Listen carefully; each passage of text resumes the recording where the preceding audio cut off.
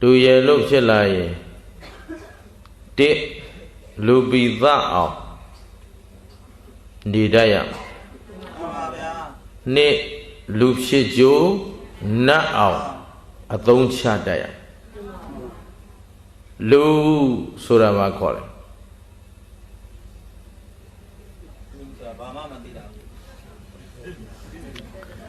လူဆိုတာ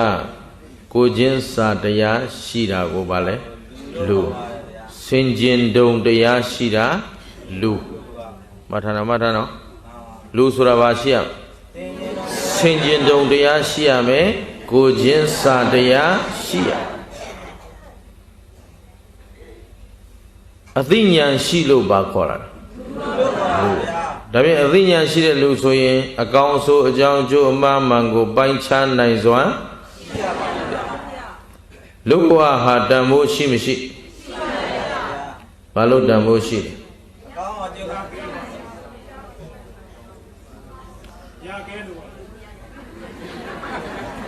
လဲဒါဆိုတော့သိမကြဘူးသေးဘူးဟုတ်ပြီ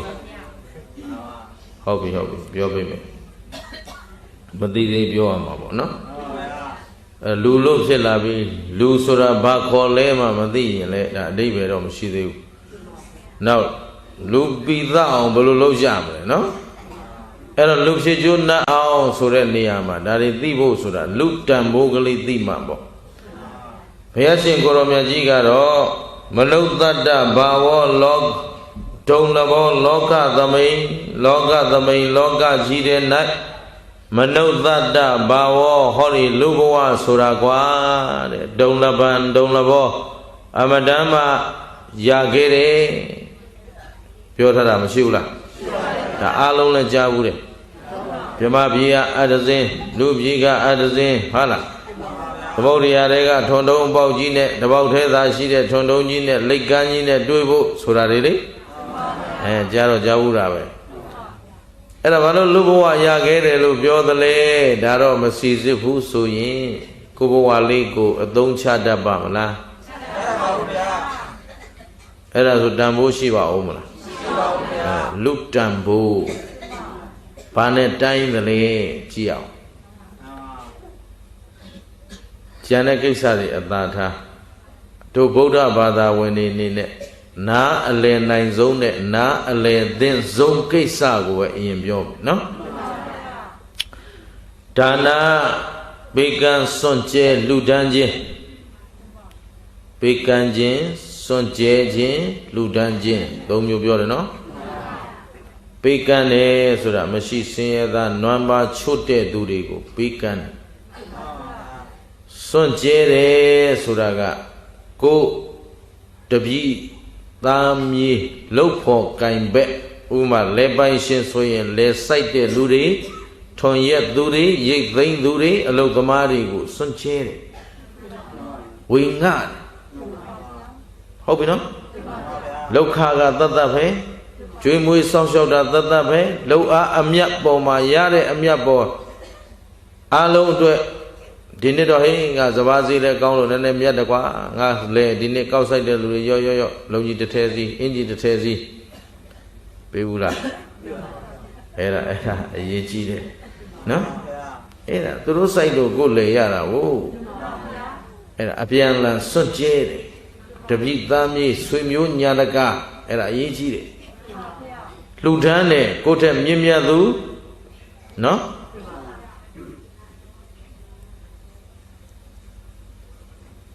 မိမိတဲ့စင်ကြယ်သူ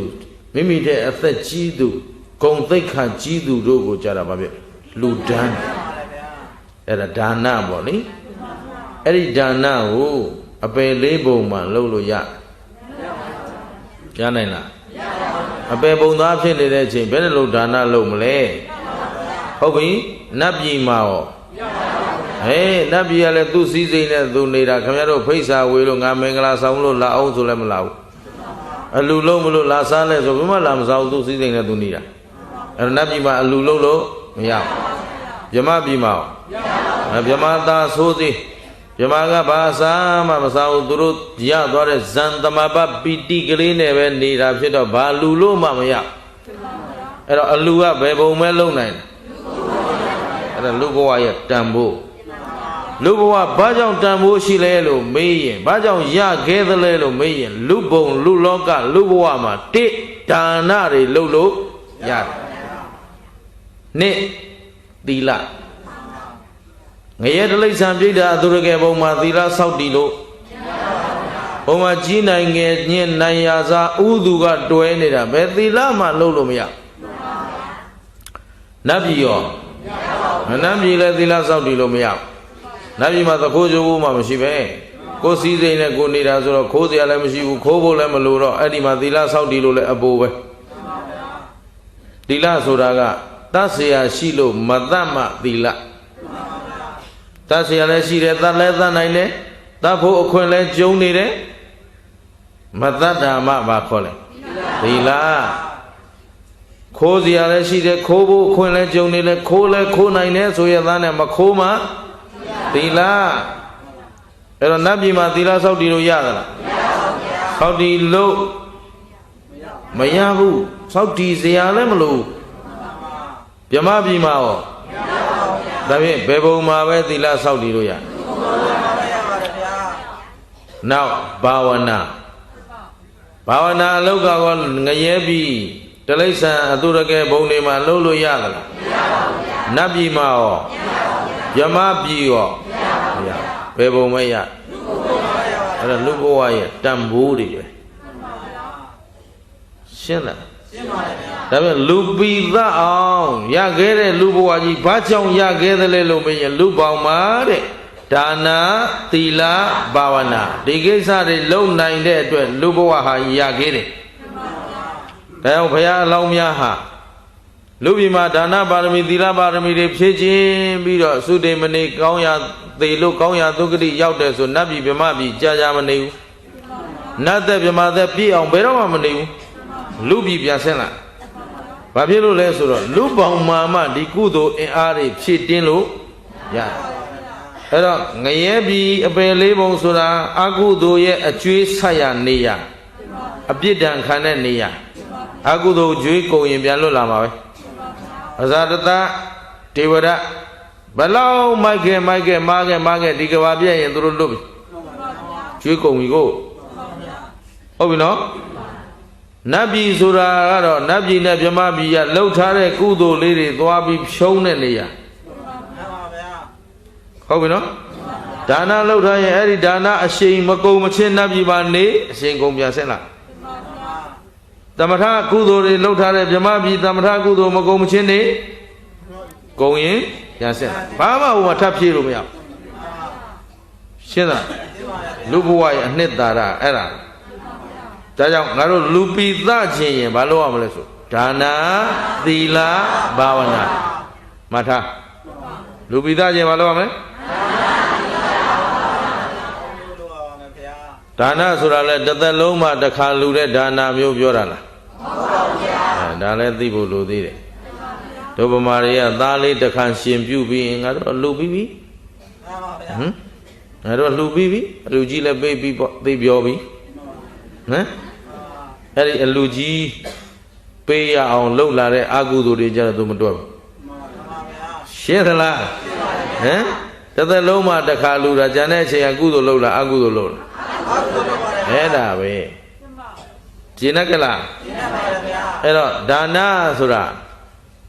တစ်သက်တစ်ခါလှုပ်ရမှာလားနေ့စဉ်လှုပ်နိုင်ရမှာနေ့စဉ်လှုပ်ရတတ်နိုင်သမျှလှုပ်ရနောက်ဆုံးအိမ်ရှိထွက်တပြည့်စီလဲတောက်ရည်ဥစဉ်တဲဘယ်ကြောင်းကံဖရာသွားတပြည့်စီလဲမရဘူးလားအဲ့ဒါဒါနတွေပဲရှင်းတယ်နော်ဘယ်ဆံမကုန်းတဲ့ဒါနတွေဘုန်းကြီးကြောင်းသွားကုရီတွေစေတောက်ရည်ဥစဉ်စီဥစဉ်လဲပေးတပြည့်စီလဲပေး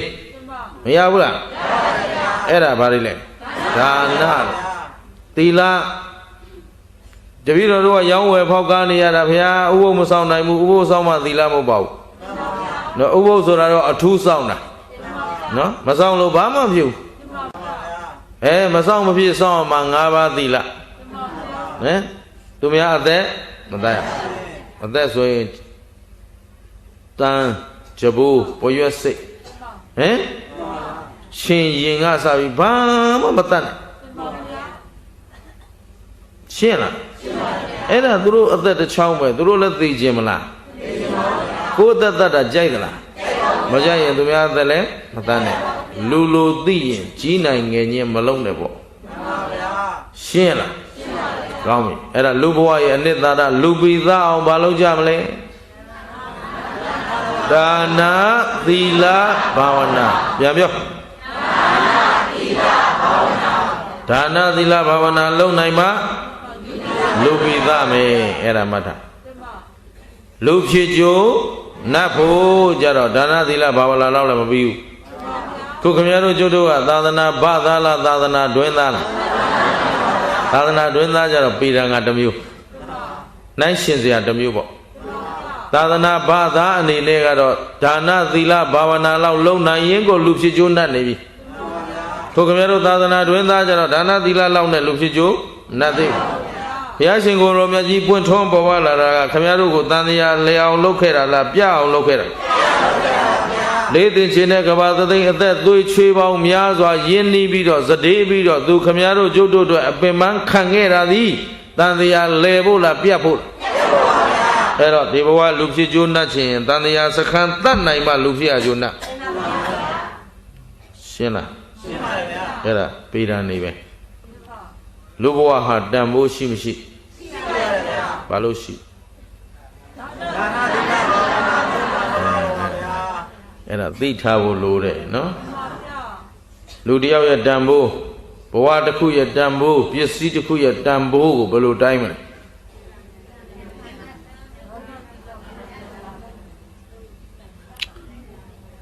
ဒါလည်းမသိသေးဘူးအဲ့တော့ခုနကကန္နာသစ်ပင်ခဏထားလိုက်နော်မနေ့ကလည်းမစလိုက်အောင်ဟုတ်လားအဲ့တော့ခုလည်းဒီနေ့လည်းအဲ့ဒီအခြေခံလေးအရင်ရှောက်ပြောအောင်မှာပေါ့တန်ဖိုးနော်ပြောတော့ပြောနေကြတာပဲတိုင်းမှာမစီစစ်ဘူးဘယ်လိုတိုင်းတယ်လဲမသိလူကောင်းသူကောင်းတိုင်းတယ်လို့ပေါ့လေအဲ့တော့လူကောင်းကိုဘယ်လိုတိုင်းတော့ဥစဉ်ပြောတဲ့အတိုင်းပဲတိုင်းမယ်နော်ကိုယ့်အတွက်ကောင်းရင်လူကောင်းပေါ့ဟုတ်ကလားငါတို့ရက်တဲ့ရွာတဲ့တိုင်းတာတော့ဒါပဲ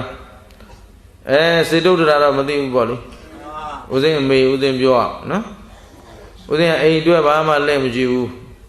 အပေါင်းအသင်းနေနဲ့ရရေးရွာရေးပဲလိုက်လုံနေတယ်ကြက်ချင်းနေအသင်းဝင်ပေါ့လေရွာအကျိုးလျှောက်လို့အိမ်အတွက်လက်မကြည့်တော့မေကဘာပြောတော့ဆိုတော့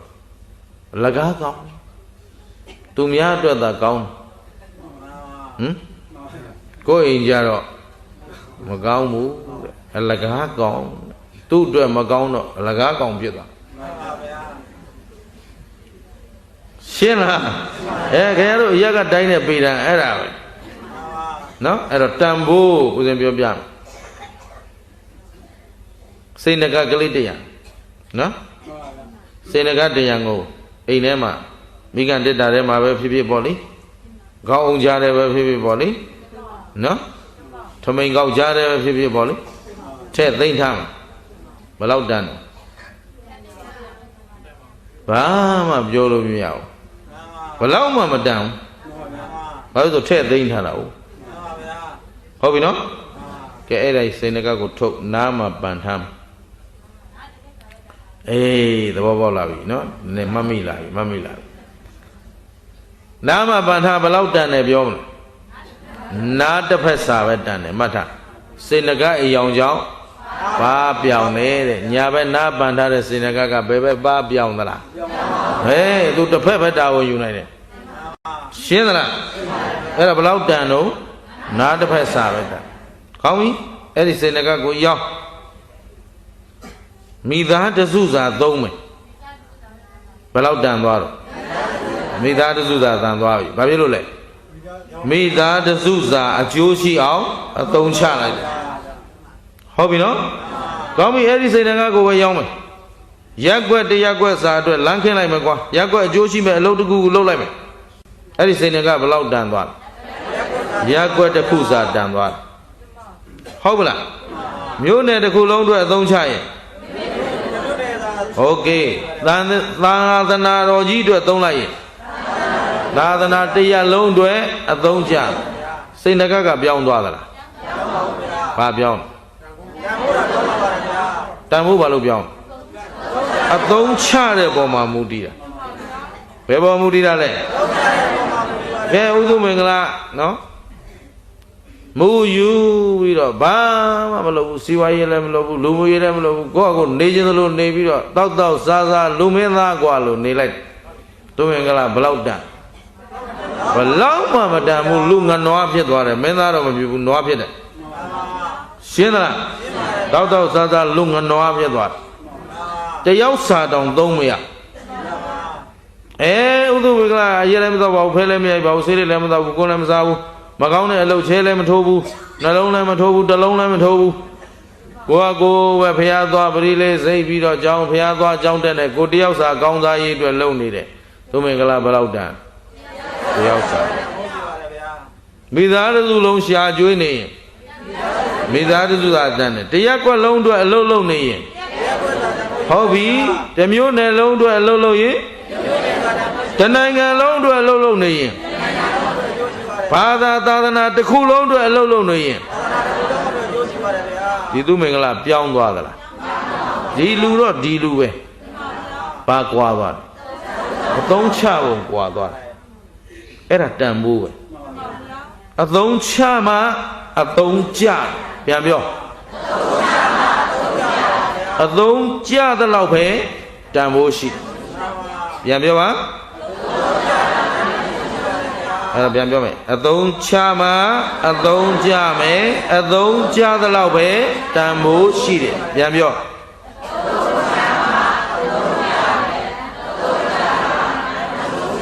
အဲ့ဒါမှတ်ထားမသိမချင်းမှတ်ထားတန်ဖိုးဘာနဲ့တိုင်းတယ်ဆိုဘယ်လောက်အသုံးကျသလဲဆိုတဲ့ပုံမှာမူတည်တယ်ရှင်းသလားဒီဟိုးရွာတရွာသွားဝေါ်တယ်ဟိုးအရတော်တဲ့ကာလမပေါက်တဲ့ရွာပေါ့ဗျာနော်အဲ့ကာလမပေါက်တဲ့ရွာမှာတရားသွားဟောဥဒုမင်္ဂလာလည်းတရားဟောတဲ့ကလေးကနည်းနည်းနှုတ်သေးတော့3ဝါပဲရှိသေးတယ်အဲ့တော့ပရိစ္ဆသမုပ္ပါသင်္นานပေးပြီးတော့ပရိစ္ဆသမုပ္ပါစဝိုင်းထွက်လက်ခိုင်းတယောက်ချင်းထွက်လက်ခိုင်းတော့လင့်နိုင်တဲ့လူကိုလန်ခရူဇာတစ်စီးပေးမယ်လို့ပြောလိုက်မှန်ပါဗျာဆိုတော့အဲ့ဒီရွာတွေကဘယ်လန်ခရူဇာသိလိမ့်မလဲဘိုးကြီးဖွားကြီးတွေသူ့ရွာတွေကဘယ်မှမသွားဘူးလန်ခရူဇာဘာမှမသိပါဘူးအဲ့တော့ကိုရောနေဦးနဲ့စဝိုင်းထောက်တာကျုပ်ထောက်နိုင်နေတဲ့ကိုရောပေးမဲ့လန်ခရူဇာဆိုတာဘာလို့လဲငါဒါရှင်းအောင်လုပ်ဟုတ်တယ်ဒါလည်းသဘာဝကြတယ်လို့အဲ့ဒီတုန်းကလန်ခရူဇာ3,000ကျော်လောက်တန်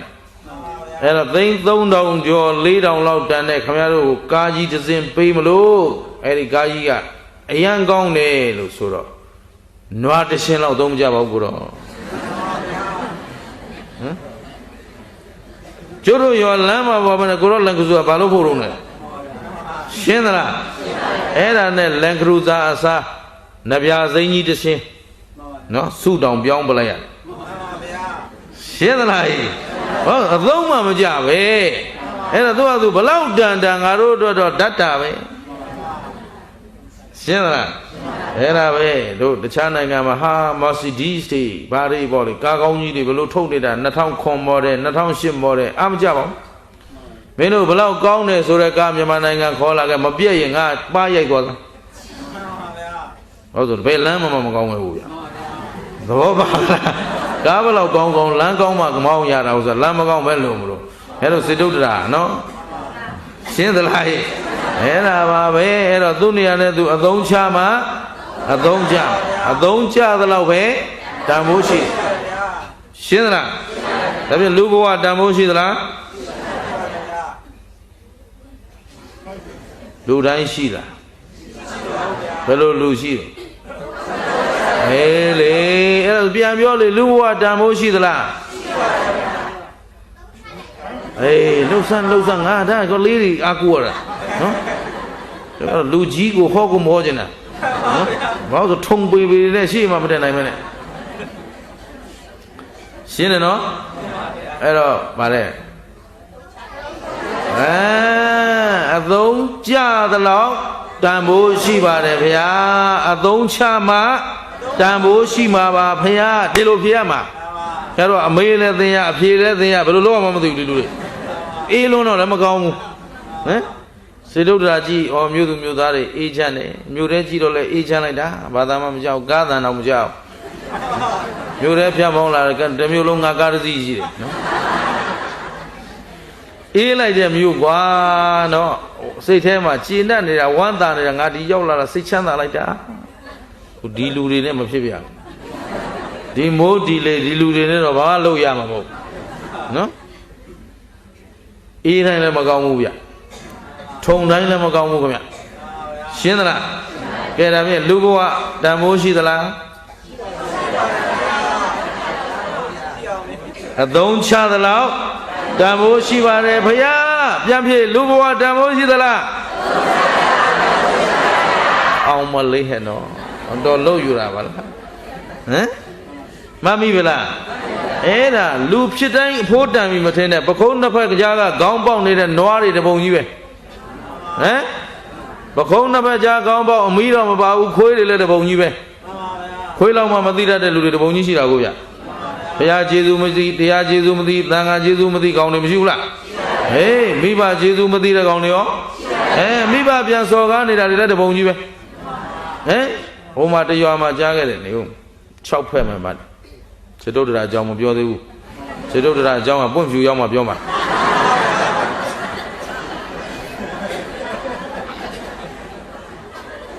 အဲ့တော့အခု6ရဲနော်စလင်းရဲလာတာဆိုတော့စလင်းအကြောင်း6အကြောင်းပြောနော်စလင်းမှမှတ်တာပါပဲ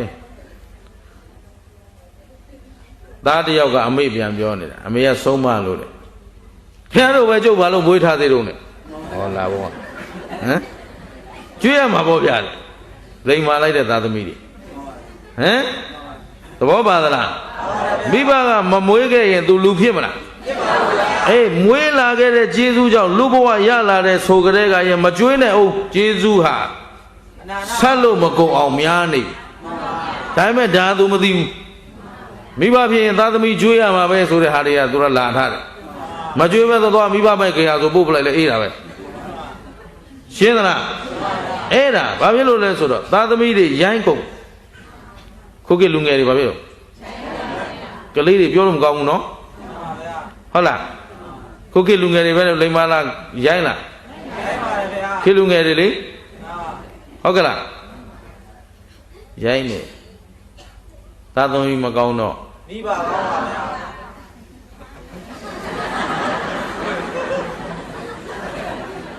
ရောက်တဲ့အရာကျုပ်လာတိုင်လို့ပြောရတာပါ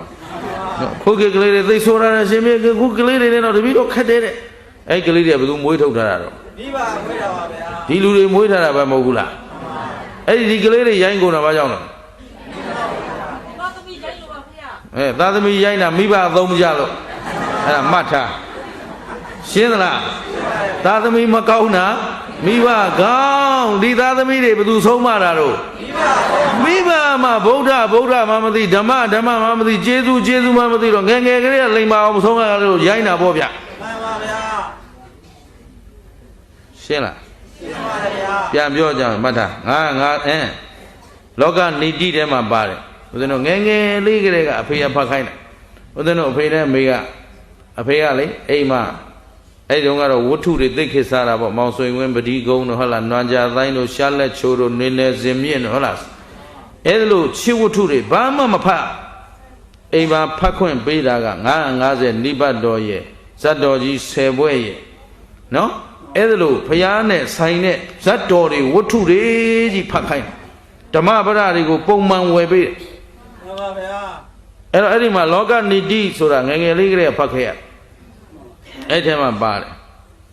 နှုတ်ဝစီကြမ်းတမ်းရင်တဲ့ဒီကလေးဟာနှုတ်ဝစီကြမ်းတမ်းနေရင်အဲ့ဒါအမိယုတ်လို့တဲ့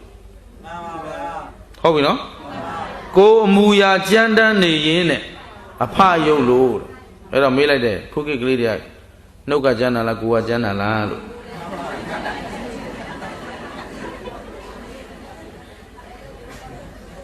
ရှင်းလားကျုပ်လာမတိုင်နဲ့ခင်ဗျားတို့အရှက်မရှိတာလို့ရှင်းတယ်နော်အဲ့ဒါခေတ်ဆက်ပေါ်ဆလာခဲ့ကြတဲ့သတ္တိကြောင့်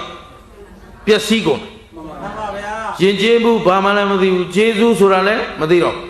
အခုဗုဒ္ဓဘာသာတောင်ခင်ဗျားတို့အခုတကယ်ဆိုရင်ဒါမူကြိုသင်ပေးနေတာဆရာကလည်းမူကြိုပဲရှိသေးတယ်မှန်ပါဗျာရှင်းလားဩဃာသကမစရတာတော်သေးတာပဲ ဩဃာသတော့သိတယ်မလားအဲ့လောက်သိတော်သေးတာပေါ့နော်ရှင်းသလားဖះဘာမှမသိတရားဘာမှမသိတဲ့ဒီအမေဒီဖေကမွေးလာတဲ့သာသမီရိုင်းတာမရောမနေနဲ့တော့ရှင်းလားဘယ်သူကစပြင်ရမှာကိုကစပြင်ရမှာသူများလက်ညှိုးထိုးထိုးပြီးအပြစ်ပြောမနေနဲ့ရှင်းလားဘယ်သူမပြုမိပါပဲအဲ့ဒါအရှက်မရှိလာတိုင်ကြတဲ့လူတွေအဲ့ဒါလေးဦးဇင်းကသတိပေးလိုက်တယ်ဆိုတော့ကိုယ့်အကိုပဲပြန်စဉ်းစားဟုတ်တယ်ဗျာတဲ့တပည့်တော်စီဝါကြီးလုံးပါနေရတော့ဒီကလေးတွေမဆုံးမနိုင်ဘူးတဲ့ကျောင်းဆရာမဆိုဆရာမလည်းမနိုင်ဘူးမှန်ပါဗျာနော်ဘာလို့အိမ်ကမှအဖိုးကျိုးအောင်မဆုံးမလိုက်ရင်ကျောင်းကြမှလည်းမနိုင်ဘူးမှန်ပါဟမ်မိဘလာတော့ဟိုဆရာရိုက်လိုက်ပြန်ဆိုငါသားသမီးဘာလို့ရိုက်တာတော့ဆိုသွားရန်တွေ့တော့ဘယ်တပည့်ရိုက်ဘယ်ဆရာရိုက်ဘယ်ဆရာမှမရိုက်တော့သွားရောအဲ့ကလေးတွေအကုန်ပြက်ကုန်ရှင်းသလားရှင်းပါဗျာဒီလိုငယ်တုန်းကကျောင်းတက်ချိန်ဆိုရင်ဟိုမြို့ပေါ်မှာကျောင်းတက်ခေါင်းလောင်းထိုးပြီးတာနဲ့မြို့ထဲမှာကျောင်းသားကျောင်းသူမရှိအောင်ရှိလိုက်ရင်တွေးတဲ့မိဘတွေရဲ့ချက်ချင်းကျောင်းအကြောင်းကြတယ်တွေးတဲ့မိဘကရိုက်လို့သွားကျောင်းတက်ချိန်ကျောင်းသွားတက်ချိန်မြို့ထဲမှာဒီချိန်ကလေးရှိရမယ့်ချိန်မဟုတ်ဘူးသွားတဲလို့မှန်ပါဗျာအခုမိုးကုတ်ပြန်ရောက်သွားတယ်ဟိုတလောကအနည်း20ကျော်လောက်မိုးကုတ်မရောက်ဘူးပြန်ရောက်သွားတော့ကျောင်းတက်ချိန်ကြီးကျောင်းစိမ်းတွေကိုဖွေးနေတာပဲမြို့ထဲမှာမြို့ထဲတွေမဟုတ်ပါဘူးကျောင်းရှိတွေကိုဖွေးနေတာအဲ့တော့လက်ဖက်ဆိုင်ထိုင်နေတဲ့ကျောင်းသားကဘာလို့ဟေးဆရာလာလက်ဖက်တောင်းတော့အေးဟုတ်ပြီကွာတဲ့ဆရာလည်းတပည့်နဲ့တူသွားโอเคပဲအဲ့ဒါနိုင်တော့မှာပဲသိကြတယ်အဲ့တော့တပည့်မကောင်းတော့ဆရာကောင်းဒါပဲဘယ်သူမှအပြစ်ပြောတယ်ကလေးတွေသိုးကုန်တာလူကြီးတွေမကောင်းလို့ရှင်းလားတိုင်းပြည်ကြီးတစ်ခုလုံးပြည့်စည်လာတာမပြောရဲဘူးသူတို့အဲ့ဒါအဖြေပဲကျုပ်လည်းမပြောရဲဘူးလူကြီးမကောင်းလို့ပဲမဟုတ်ဘူးလားအဲ့ဒါပဲအဲ့တော့ဘသူကစပြင်ရလူကြီးကကိုကစပြင်ရှင်းတယ်နော်အဲ့တော့သူများလက်ညှိုးထိုးမလားကိုကကိုပြင်ရမှာဒီနေ့လူတန်ဖိုးကိုသိပြီနော်လူတန်ဖိုးရှိသလားရှိပါတယ်ဗျာဘယ်လိုလုံးအောင်မသိဘူးဒီလူတွေအလုံးချတယ်လူဘဝဟာတန်ဖိုးရှိသလားရှိပါတယ်ဗျာအသုံးချသလောက်တန်ဖိုးရှိပါတယ်ဗျာအသုံးချမှတန်ဖိုးရှိမှာပေါ့ပခုံးနှစ်ပတ်ကြာခေါင်းပေါက်ပြီးတော့ကြီးနိုင်ငယ်ညင်းလုံနေတာလူလားတလိ္ဆာလားနိုင်ရစားတာလူလားတလိ္ဆာလားဒါဖြင့်ခင်ဗျားတို့ကြီးနိုင်ငယ်ညင်းလုံတဲ့စိတ်ခင်ဗျားတို့မှာရှိမရှိသာဓု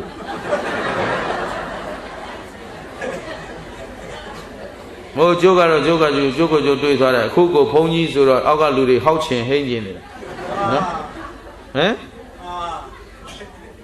ကြီးနိုင်ငယ်ချင်းလှုပ်ချင်တဲ့စိတ်တွေကျုံမှာအပြည့်ပဲဒါမှမဟုတ်ကိုယ့်ကိုယ်သတိထားနေရတယ်မင်းခွေးစိတ်မပေါက်နဲ့နော်ဟမ်ခင်ဗျားတို့ကမရှိဘူးဆိုတော့စေတုတ္တရာမျိုးသူမျိုးသားအားလုံးသာဟမ်ဒီမှာငါလူကြီးငါပြောတာလို့ဆံမရှိနဲ့ပြောဘူးလားပြောဘူးရင်ဟမ်တဲ့ရင်လုံးငါရှာကျွေးနေတာရှာမရှိနဲ့ငါသကားနာတော့ပြောဘူးလားလမ်းမှာအတူတူသွားလို့ကိုယ့်ဘက်ကမှန်တယ်သူ့ဘက်ကမှားနေရင်သိချင်းသို့သိသွားချင်လို့လားကိုလမ်းကိုမသိဘူးလားပြောဘူးလား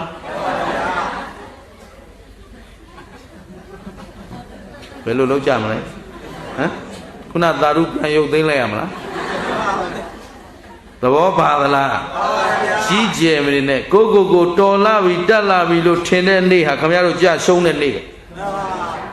ရှင်းသလားဘုသူမင်္ဂလာတို့တိလွန်းလို့တက်လွန်းလို့တော်လွန်းလို့ဘုသူမင်္ဂလာလည်းလူကောင်းမဟုတ်ဘူးခုမှကောင်းကြီးအောင်ဆောင်တော့ရှိသေးတယ်ရှင်းသလားအဲ့ဒါပဲခဏလာမေးတယ်ရှင်ဗျာနိုင်ငံကျော်ကြီးဆိုတော့တဲ့နိုင်ငံမှာသိပ်ပြီးတော့နာမည်ကြီးတာအဲ့တော့ရှင်ဗျာဘွယ်လေးကြော်ညာခြင်းလို့တဲ့သူမင်္ဂလာဘုန်းကြီးကျောင်းအတွက်ရေးလိုက်မဟုတ်ဘူးတဲ့ပညာရေးချင်းအရေးချင်းအမှုကျိုးဟုတ်ပြီနော်အဲ့ဒါသာသနာရဲ့ဝင်လာပုံလေးတဲ့ရှင်ပြတို့ထေရပတ္တိရေးကြလို့တဲ့မူး၍အမေကကြောင်းဖို့သင်္ကန်းဝတ်မြဲနေ73ဝါအဲ့ဒါပဲ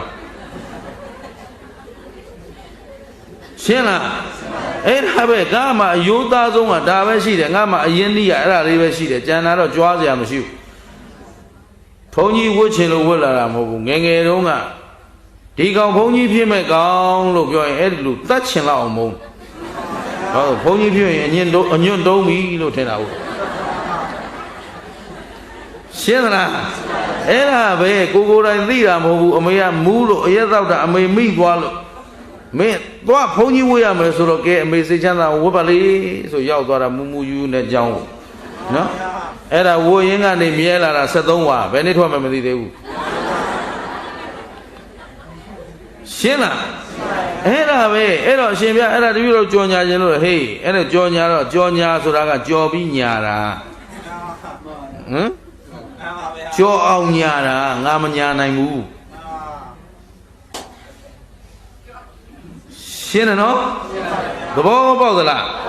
ငါဟောနေတာတရားသိခြင်းလာကြလိမ့်မယ်လာတဲ့လူတရားသိအောင်ဟောနိုင်ဖို့ကငါတာဝန်ဘာဘွဲရတာမရတာငါနဲ့မဆိုင်ဘူးခင်ဗျားတို့နဲ့ရောဆိုင်လားကျုပ်ဘာဘွဲရတာခင်ဗျားတို့နဲ့ပါဆိုင်ရှင်းသလားခုဦးစင်းပြောတဲ့တရားတစ်လုံးကိုခင်ဗျားတို့သိဖို့ကအရေးကြီးဆုံးပဲတရားတစ်ပွဲလုံးနာပြီးတစ်လုံးမှမသိပဲပြန်သွားတော့ဘာကျေးဇူးများလဲဘွဲတွေအများကြီးဟိုအင်္ဂလိပ်လိုတွေ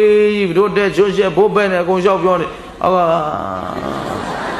ပြီးတယ်ပြီးတော့သတိသားတို့ပြန်သွားဘာလို့မသိဘူး I don't know anything ပေါ့ရှင်းလားတန်ဖို့ရှိလား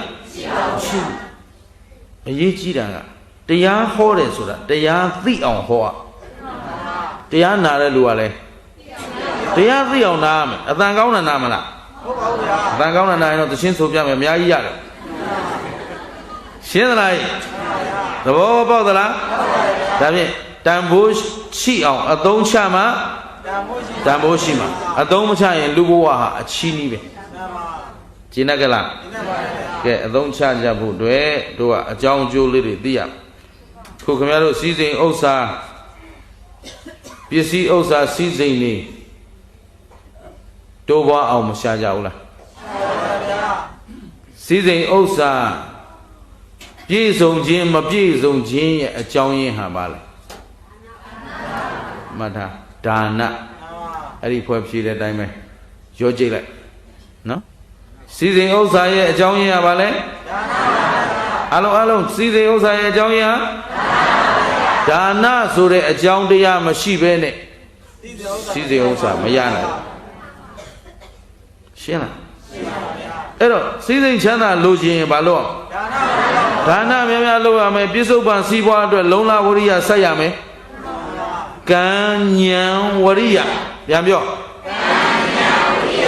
ကံဆိုတာအတိတ်ကဒါနမျိုးစိတ်နဲခဲ့ရင်ဒီဘဝဆင်းရဲမှာပဲဆင်းရဲတယ်ဆိုပြီးအိတ်နေလို့တော့ငတ်သိမှာပေါ့အဲ့တော့ဝရိယလည်းဆက်ရမယ်ဉာဏ်လည်းဆက်ရမယ်အဲ့တော့ချမ်းသာခြင်းမချမ်းသာခြင်းကကံလုံနေရမှာကဉာဏ်နဲ့ဝရိယ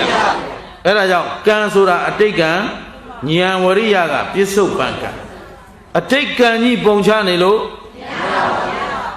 ဘာမှလက်ကြောတင်းအောင်မလုပ်ဘဲနဲ့ချဲထိုးပြီးတော့စားစရာမရှိဘူးဆိုတော့ဒီလူအသုံးကြလို့လားအသုံးမကြလို့လူကအလုံးမှမလုပ်ဘဲနဲ့ညံမရှိလို့မွဲတာတချို့ကလာသေးတာအပိုင်ရထားတာအဲ့ဒါပဲဥစဉ်ရဲ့တဲ့ကံမရှိညံရှိတိုင်းမွဲဆိုအောင်မှန်ဒါလာဘွားညံမရှိလို့ကိုမွဲတာရှင်းလားမင်းတို့ချဲနှလုံးဆိုတာဘာပုံသေးနည်းမှမရှိဘူးစိတ်ကူးရင်သင်္ချာလို့ခေါ်စိတ်ကူးရင်တာပေါက်ဖော်ပေါက်ရင်ပေါ်လာနော်ဟုတ်လားခဏန်းထွက်ပြီးဆိုမှဟုတ်သားပဲကိုယ်စလဲချင်းသွားတာဟမ်သဘောပါသလားအန်တိုးနေပြီသူမင်္ဂလာတော့မြန်မာနိုင်ငံထဲမှာချဲမရောက်ခင်ကလေးကရိုးရသွားထုတ်နေတာရှင်းသလားအဲ့တော့ဒါစိတ်ကူးရင်ပြီးလှုပ်တဲ့အလုပ်ကညာအလုပ်လားမဟုတ်ဘူးဘယ်ပုံသေးနည်းမှမရှိဘူးကြိုက်တဲ့လူလာခဲ့အမလီသူမင်္ဂလာတော့လောင်းကြီးစားကြီးတောင်လုပ်ရချင်းသေးရှင်းသလားအဲ့ဒါပါလဲဆိုတော့ကိုလုံလာဝရိယကိုအာမကိုတာနောက်ဉာဏ်မရှိဘာမရှိတာဆိုတော့ကျောင်းသားမှာစိုက်ကားသမားတယောက်ရှိတယ်ကွန်ရသေးတယောက်ရနော်နှစ်ယောက်ပြောဘူးတယ်ကွန်ရသေးရတယ်မလီကွန်အများနဲ့ရာပြီးရောင်းရတယ်သူဆိုင်ရတနေ့ကို10ဘိတ်တာ15ဘိတ်တာလို့ကုန်အဲ့တော့ တားလေးတွေတဲ့ကြီးလာပြီတက္ကသိုလ်တောင်တက်တော့မယ်ဦးစင်းရဲ့တဲ့ရှင်ပြုခြင်းလို့တဲ့အဲ့ဒါဟာခင်ဗျာတနေ့ကွန်ဆယ်ပိတ်တာ15ပိတ်တာကုန်နေတာပဲဘာလို့မပြုတ်နိုင်သေးလဲကြာလာပေါ့ခင်ဗျာကျုပ်သင်္ကန်းဝတ်ကြတဲ့ကဆို10နှစ်12နှစ်ရှိနေပြီအဲ့ဒီလောက်နဲ့ဆိုရင်ကိုခင်ဗျာရှင်ပြုတ်လို့ရနေပြီဆိုအဲ့ဒါတဲ့အလူကြီးပေးခြင်းလို့ချဲထိုးနေတာဟမ်အလူကြီးတော့ပေးရမှာမဟုတ်ဘူးခင်ဗျာမွဲသိမှာလို့ရှင်းသလားဟောစိုက်ကားသမားဒီတိုင်းပဲဆိုင်သူစိုက်ကားလေးစီးလာတယ်စိုက်ကားနေနေဦးစင်းပင်လည်းပင်မမနဲ့ကလေးလက်ကြီးလာပေါ့အလူပေးချင်တာသင်္ကန်းဝတ်ချင်တယ်မြလွယ်ပါတယ်ကွာငါเจ้าခေါ်ခဲ့မင်းသားရှင်ပြုမလို့လားတင်မဗျာလာခဲ့ဆိုဟုတ်ဘူးဗျာတပည့်တော်အလူကြီးပေးချင်တာဟာအလူကြီးပေးချင်မင်းဘာလုပ်နေလို့ဆိုတပည့်တော်ချင်းထိုးနေတာပေါက်ကုန်ပေါက်မင်းမို့လို့အားတယ်ကွာမင်းကံမွဲလို့မှစိုက်ကားနင်းနေရဟိုတိုင်းဆိုတာကကံကောင်းလို့ဗျာဥစ္စာဘောဖြစ်ဟမ်ဥစ္စာပေါ်တာဘာကောင်းလို့ကံကောင်းလို့သူဒါနမျိုးစေ့အောင်ခဲ့လို့အဲ့တော့မင်းချွေးနေစာလေးနဲ့သူ့သွားပံ့ပိုးနေတာနဲ့အတူတူပဲရှင်းလားကံချင်းမရှင်တဲ့ငါလူလို့ဟိုကကံသမားအဲ့ဒါကံအလုံးညံအလုံးမဟုတ်ဘူးလို့ရှင်းသလားဒါဖြင့်ဘာမရှိလို့မွဲတာညံမရှိလို့ဝဲတာလုံလဝရိယမရှိလို့မွဲတာမြန်မာတနိုင်ငံလုံးလှဲ့ကြည့်လိုက်အလုံးလက်မဲ့ကများဘီယာဆိုင်ရဲ့လက်ဖေးဆိုင်ရဲ့ဗီဒီယိုယုံရဲ့ဘောလုံးပွဲကြလင်းအောင်ကြည့်တယ်ဗျာမန်နေဂျာအေးရောသူတို့ဘာလို့လင်းအောင်ကြည့်နိုင်လဲဆိုအလုံးမှမရှိပဲရှင်းလားသဘောမပေါက်သလားဒါဖြင့်ဉာဏ်ဝရိယကိုအားကိုးရမယ်ဆိုတာမသိကြဘူးလားအေးအဲ့ဒါအသုံးချမှအသုံးချသလောက်ပဲတန်ဖိုးရှိအောင်နေမှရှင်းပြီနော်ကဲဒါဖြင့်ကန္နာသစ်ပင်ပြန်စခန္ဓာဘယ်နှပါးဟုတ်ပြီဘာတွေလဲခန္ဓာ၅ပါး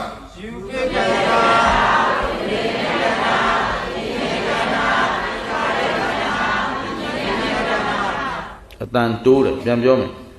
ယူဘက်ခန္ဓာဝေဒနာခန္ဓာသိဉ္ဇခန္ဓာသင်္ခါရခန္ဓာဝိညာဉ်နဲ့ခန္ဓာခန္ဓာဘယ်နှပါးဘယ်သူတွေမှာရှိတာ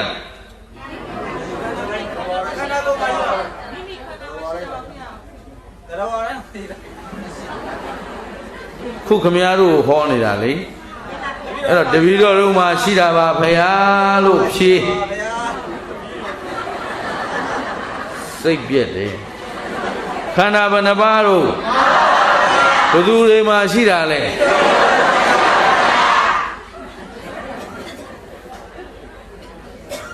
ဦးဇင်းကလည်းလေစာသင်လာတာတရားသင်လာတာကြားလာဒီလိုတစ်ပဲမျိုးတော့ဒီတစ်မျိုးပဲတွေ့ဘူးသေးဒီနေ့တော့ဒိတ်တွေနဲ့ကြီးတွေ့နေရတယ်နော်ဟိုးဇလင်းသွားတော့လဲဘာတစ်ခုမှအဆင်မပြေဘူးဇလင်းအတင်းကပြောလို့ရပြီနော်ရောက်ကြတဲ့ကရင်ကားပေါ်ဆင်းလိုက်တဲ့နေစရာနေရာမရှိသေးဘူးကျိုးပင်းထားတာအဲ့ဒါကြာလာပြီအဲ့ဒါပေးထားတဲ့တရားပွဲလဲကြာလာပြီဟိုရောက်တော့တရားဟောမယ်လို့တော့ပါမစ်မရသေးလို့တဲ့တညပြက်အဲ့ဒီကနေစလွဲတာအကုန်လွဲချွဲသာလာခဲ့ရောတခုမှအဆင်မပြေဘူးအဲ့တော့စလင်းကလည်းမြန်မာနိုင်ငံတနိုင်ငံလုံးမှာသူကနံပါတ်1ချိတ်သွားတယ်အဆင်မပြေဆုံးမျိုးအခုဒီမှာလာပြန်ပြီနောက်တစ်နော်ဒီလောက်သင်ရတာတော့တစ်မျိုးမှမရှိသေးဘူးခန္ဓာဘယ်နှပါးရှိတော့ဘယ်သူတွေမှာရှိတာလဲအေးအဲ့ဒါသမုဒိနယ်လေးမှာတော့သဟဇာတဖြစ်အောင်ဒီလိုလေးတော့ဖြေတတ်အောင်မှာပေါ့နော်ဒီခန္ဓာကဘယ်မှာရှိတာလဲဒီလိုမှရှိတာယူဘက်ခန္ဓာဆိုတဲ့ယုတ်တရားကြီးရှိမရှိရှိပါဘူးယုတ်ဘယ်သဘောရှိလဲဘာလို့ဖောက်ပြန်တာလဲစံကျင်ဘက်တွေစုထားလို့အဲ့ဒီစံကျင်ဘက်စုထားတဲ့ယုတ်တရားကြီးဘယ်မှာရှိကိုယ်ခန္ဓာမှာရှိတော့သူများယုတ်တွေဖောက်ပြန်နေတာသိရမလားကိုယ်ယုတ်ဖောက်ပြန်နေတာသိရမှာအဲ့တော့ဘယ်ယုတ်ပဲကြည်ကြည်ဘာတွေ့ရမလဲဖောက်ပြန်တာတွေ့ရရှင်းတယ်နော်အဲ့တော့သူ့အလုတ်ကဖောက်ပြန်လိုက်ပျက်စီးလိုက်ဘာဖြစ်လဲဖောက်ပြန်လိုက်ပျက်စီး ဖောက်ပြန်လိုက်ဖောက်ပြန်ပူလာလိုက်အေးလာလှုပ်လိုက်ငြိမ်လိုက်ဆိုတော့လှုပ်တယ်ဆိုတာဖောက်ပြန်တာငြိမ်သွားပြီဆိုတော့လှုပ်တာပျက်စီးသွားရှင်းသလားတနည်းအားဖြင့်ပြောဖြစ်လိုက်ဖြစ်လိုက်ရုပ်ကမြဲသလားအဲ့မမြဲတဲ့ရုပ်ဘယ်သူစီမှာရှိအဲ့တော့ဘယ်သူရုပ်ဖြစ်ဖြစ်ဖောက်ပြန်တယ်ရုပ်မှန်ရင်ဒါဖြင့်လူရုပ်နတ်ရုပ်ခွေးရုပ်ကြောင်ရုပ်ဘယ်ရုပ်ကောင်းလဲဘယ်ရုပ်ရရသိကြသလား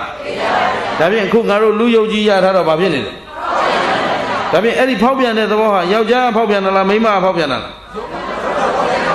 ဘယ်သူကဖောက်ပြန်တာလဲရုပ်ကဖောက်ပြန်တာအဲ့ဒီထဲမှာယောက်ျားမိန်းမပုဂ္ဂိုလ်သတ္တဝါပါသလား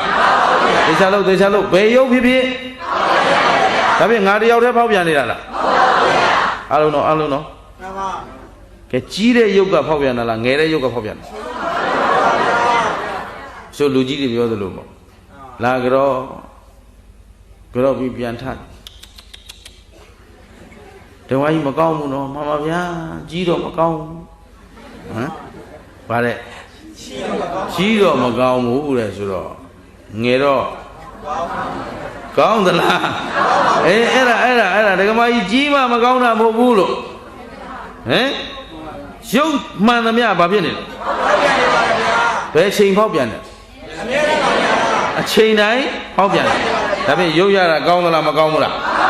အခုခင်ဗျားတို့ရုပ်ရထားတဲ့အတွက်ဖောက်ပြန်ခြင်းတန်ကိုမခံရဘူးလားချမ်းသာသလားဆင်းရဲသလားဒါသိကြသွားပြီနော်နောက်ဝေဒနာခန္ဓာဘာလဲ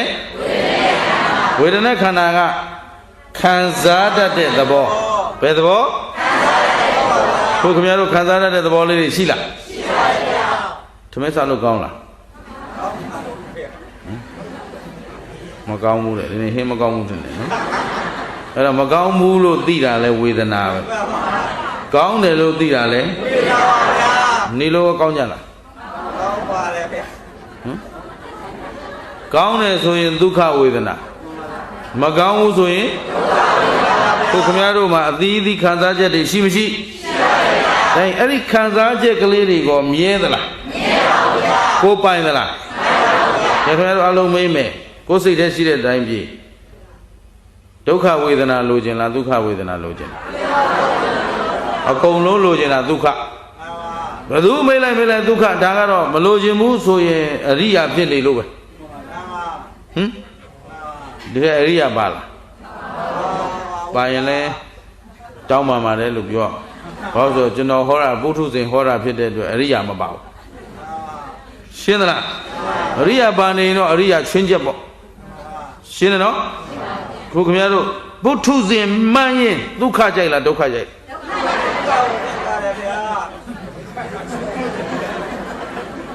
မအောင်မယ်နော်ဒုက္ခပဲကြိုက်တယ်ဟုတ်ကဲ့လားဟဲ့ချမ်းသာမှဆင်းရဲမှသိသလားဘယ်လိုဖြစ်နေကြဟမ်သူတို့ရိုးဖြောင်းမသွားခြင်းအပြစ်ပြောမလို့မဟုတ်ဘူးခန္ဓာအရှိမြင်အောင်ကြည့်မလို့နော်အဲ့တော့ဟိုစကလုံးကလည်းမသုံးလို့မဖြစ်တော့မရှိတာထက်မသိတာထက်ကိုမသိခြင်းနာပိုခက်တယ်အဲ့ဒီမသိခြင်းနာထက်ကိုသိခြင်းအောင်ဆောင်းနေတာပိုခက်ခုခင်ဗျားတို့အဲ့ဒီအဆင့်ကိုရောက်နေပြီဘာဖြောင်းမဖြေရဲဘူးဖြစ်နော်ဒါဆိုတကယ်သိတာမဟုတ်လို့အဲ့တော့ကိုယ်ခန္ဓာကိုယ်ရှိကိုယ်သဘောကိုကိုယ်သေချာပြန်ကြည့်ရင်ငါတို့တသံတရားလုံးမှာချမ်းသာရှာခဲ့ဘာရှာခဲ့တာချမ်းသာရှာခဲ့တာအစားကောင်းအတောက်ကောင်းစားမကောင်းတာကြိုက်လားစားကောင်းတာကြိုက်အခုစားလည်းမကောင်းတာကြိုက်လားကောင်းတာကြိုက်လားကဲနေရထိုင်ရခြုံရတာယုံရတာရောမကောင်းတာကြိုက်လားကောင်းတာကြိုက်လားအဲ့ဒါပဲလီဝေဒနာဆိုတာဦးသိန်းပြောချင်တာဒီရောက်အောင်တော်တော်လုပ်နေရခင်ဗျားတို့ကရှင်းတယ်နော်အကောင်းကြီးကြိုက်ခဲ့တာဒါပေမဲ့အကောင်းရှိသလိုဒုက္ခဝေဒနာရှိသလိုသူကလည်းသဘောတူလားဆန့်ကျင်ပဲဟ နော်ဒုက္ခလို့ပြောနိုင်တာကိုကဘာရှိနေလို့လဲမနေ့ကစယုံလေးစခဲ့တာမသိတာဘာခေါ်လဲအဝိဇ္ဇာပါဗျာအဝိဇ္ဇာအမှားမသိတာလားအမှန်မသိတာလားမနေ့ကအဲ့ဒါလေးစယုံလေးစခဲ့တာနော်အဲ့ဒါလေးကိုဦးဇင်းတို့အဖြေထုတ်ကြည့်အောင်တချို့ကအဝိဇ္ဇာသည်အမှန်တော့မသိဘူးတဲ့ဘာတော့သိတယ်အမှားတော့သိတယ်တဲ့သူကဒီလိုပြောတယ်ဟုတ်ပြီနော်အဲ့ဒါကြောင့်မို့သင်္ခါရလှုပ်တော့ကောင်းမှုလှုပ်လားမကောင်းမှုလှုပ်လားဆိုတော့ထပြေးလိုက်တယ်မကောင်းမှုလှုပ်တာပါဗျာနောက်မှမျက်နှာထားပြောင်းလိုက်တော့မှမဟုတ်ဘူးတဲ့ကောင်းမှုလည်းလှုပ်တယ်ဗျာနော်မနေ့ကဒီလိုမဖြစ်ခဲ့ဘူးလားအဲ့ဒီဖြေကိုဦးဇင်းတို့ထုတ်တရားနာတဲ့နေရာမှာစိတ်ထဲမှာရှင်းထားပြီးတော့ရိုးရိုးဖြောင်းဖြောင်းနာပါအဲ့ဒီတော့မှသူတော်ကောင်းတို့ယင်ထဲမှာဆွဲဆွဲမြဲမြဲမှတ်မိတယ်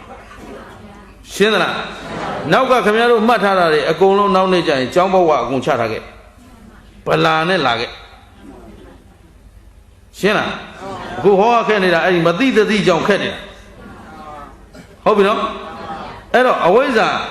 မသိဘူးဘာမသိတာလဲမေးရင်ဒီမှာကြည့်လက်နှချောင်း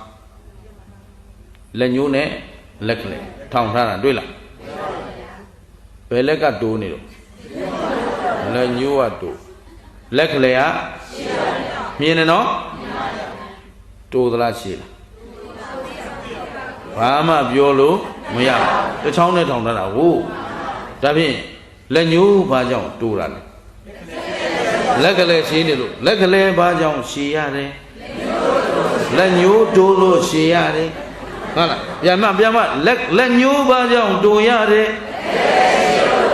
โอเคလက်ကလေးဘာကြောင့်ရှည်ရတယ်ဒါဖြင့်ဟောတာအမှားလို့ဆိုရင်ဟိုဟာကအမှန်ပေါ်နေပြီအမှားလည်းမသိဘူးမှတ်ထားအဝိဇ္ဇာအမှားလည်းမသိဘူးတခုသိရင်အကုန်ပေါ်သွားပြီရှင်းလားဟောတာအမှန်กว่าလို့ဆိုရင်ဟိုဟာအမှားပဲဆိုတာပေါ်နေဒါမို့ရောက်ရမှာအမြဲတမ်းသတိပေးခံရပါတယ်ဘုန်းကြီးတရားဟောရင်လွတ်အောင်ဟောတယ်ဟုတ်ပြီနော်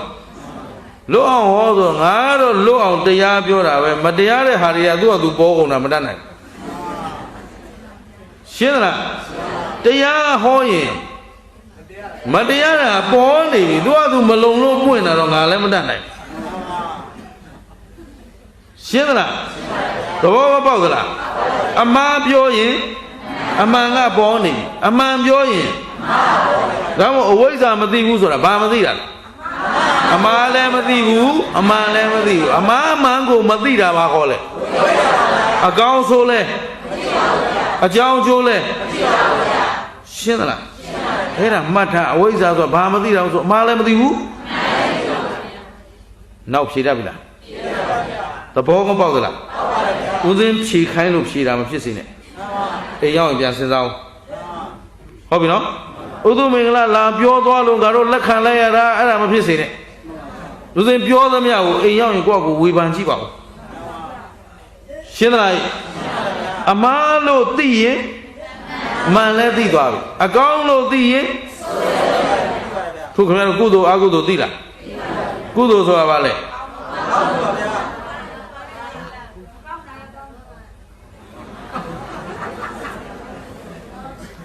အဲ့မှာနာဘူးတဲ့လူတွေတော့ပါတယ်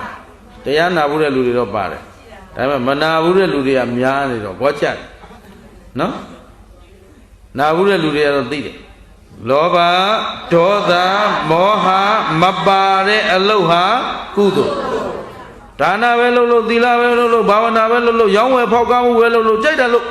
လောဘဒေါသမောဟမပါရင်ကုသိုလ်ရှင်းလားဈေးရောင်းနေကုသိုလ်ဖြစ်အောင်ရောင်းလို့ရတယ်ငါဆိုင်လာဝယ်တဲ့လူအားလုံးချမ်းချမ်းသာသာလိုချင်တာရကြပါစေအစဉ်ပြေပြေသုံးနိုင်ကြပါစေလိန်ချင်းကောက်ချင်းမရှိပဲနဲ့လာဝယ်တဲ့ဟောတာလေးကကောင်းတယ်ဟောတာလေးယူတာဟောတာလေးဒါမကောင်းဘူးဒါမကောင်းမှန်မှန်ကန်ကန်စေတနာထားပြီးရောင်းကုသိုလ်ဖြစ်နေရှေးတုန်းကမလူတတ်ရင်ဈေးရောင်းဒီလိုတာပြောတာအခုဆိုရင်တော့မခိုးတတ်ဈေးရောင်းပေါ့ ရှင်းလားအဲ့ဒါပဲဒါဖြင့်ဈေးရောင်းလဲကုသိုလ်ဖြစ်အောင်ရောင်းလို့မရဘူးလားပွဲစားလုပ်ရင်ရတယ်ရောင်းသူလည်းအဆင်ပြေအောင်ဝယ်သူလည်းအဆင်ပြေအောင်နှုတ်နှစ်ဖက်အကျိုးရှိအောင်ဆိုတဲ့စေတနာလေးနဲ့လုပ်ဘာဖြစ်နေလဲကုသိုလ်ဖြစ်ငါကတော့ကံပေးသလောက်ပဲယူမယ်ဘယ်သူပေါ်မှာလဲပွဲညွန့်မခုတ်ဘူးဟမ်ဘယ်ပေါ်မှာလဲမလီဘူးမဝိုက်ဘူးရှင်းသဘောပေါက်သလားဒါဖြင့်ကုသိုလ်ဖြစ်အောင်လုပ်လို့ရမရ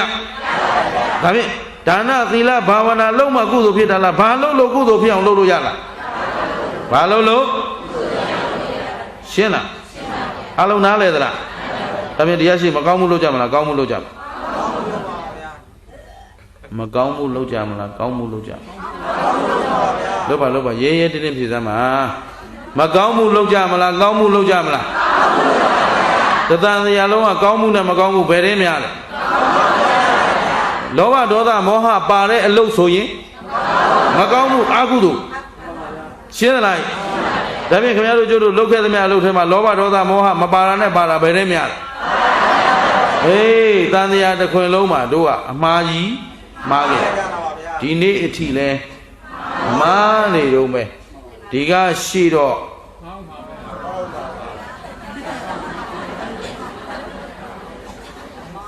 ကဲတသံတရားလုံးလဲတို့ပါဖြစ်ခဲ့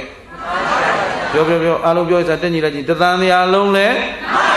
မှားခဲ့ပြီဒီနေ့အထိလဲဒီကရှိအဲ့ဒါဖြီး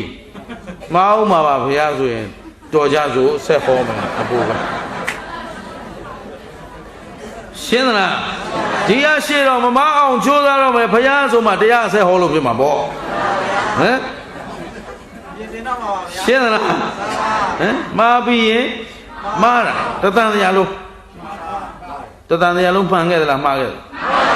အဲ့ဒါရေးရဲပြောဘာမှမဘူးနဲ့ချက်เสียလည်းမလို့ဘူးကြောက်เสียလည်းမလို့မှားတာဒီမှာသက်သေပြနေဒီခန္ဓာကြီးရထားတာသက်သေပဲဟင်မှားခဲ့လို့ရထားတာပေါ့ရဒီခန္ဓာဘာသစ္စာဒီလိုကြဖြေရတယ်ဒါဖြင့်ဒါကြီးငုတ်တုတ်ရထားတာဒါအမှားသက်သေကြီးမဟုတ်ဘူးလား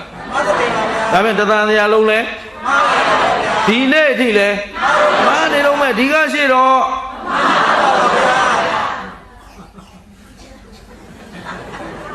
ရှင်းသလားမအောင်မယ်ဆိုရင်တော့မနေ့ပြန်ကျေးဇူးပြုပြီးမကြွခဲ့ပါနဲ့အာပေါက်တာပဲဖတ်တယ်ရှင်းသလားဟဲ့ကောင်းပြီအဲ့တော့ဒီမှာကြည့်ဝေဒနာမှာချမ်းသာတယ်လို့ပြောနိုင်တာဘာရှိလို့ဆင်းရဲရှိရင်ချမ်းသာတယ်လို့ပြောနိုင်တာ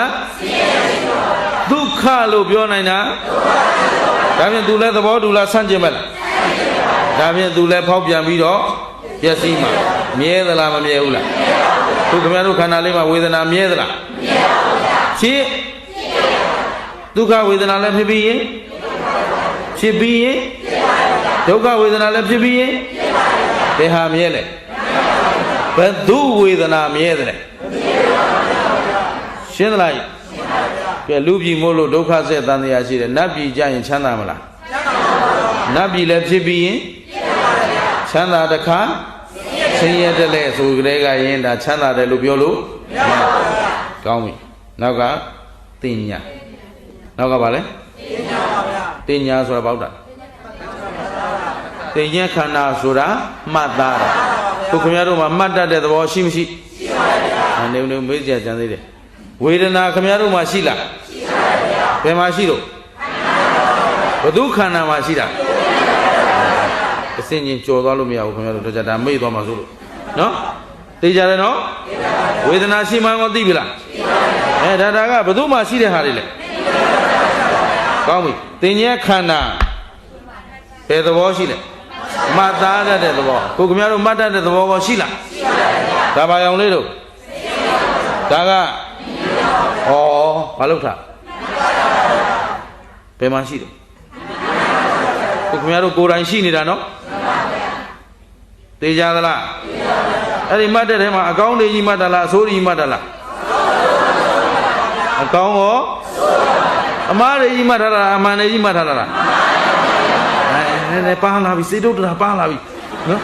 ဒီလိုဖြစ်ရမှာဟမ်အမှားလည်းမှတ်ခဲ့တယ် မှန်တယ်အကောင်းလည်းမှတ်ခဲ့တယ်သိကြတယ်နော်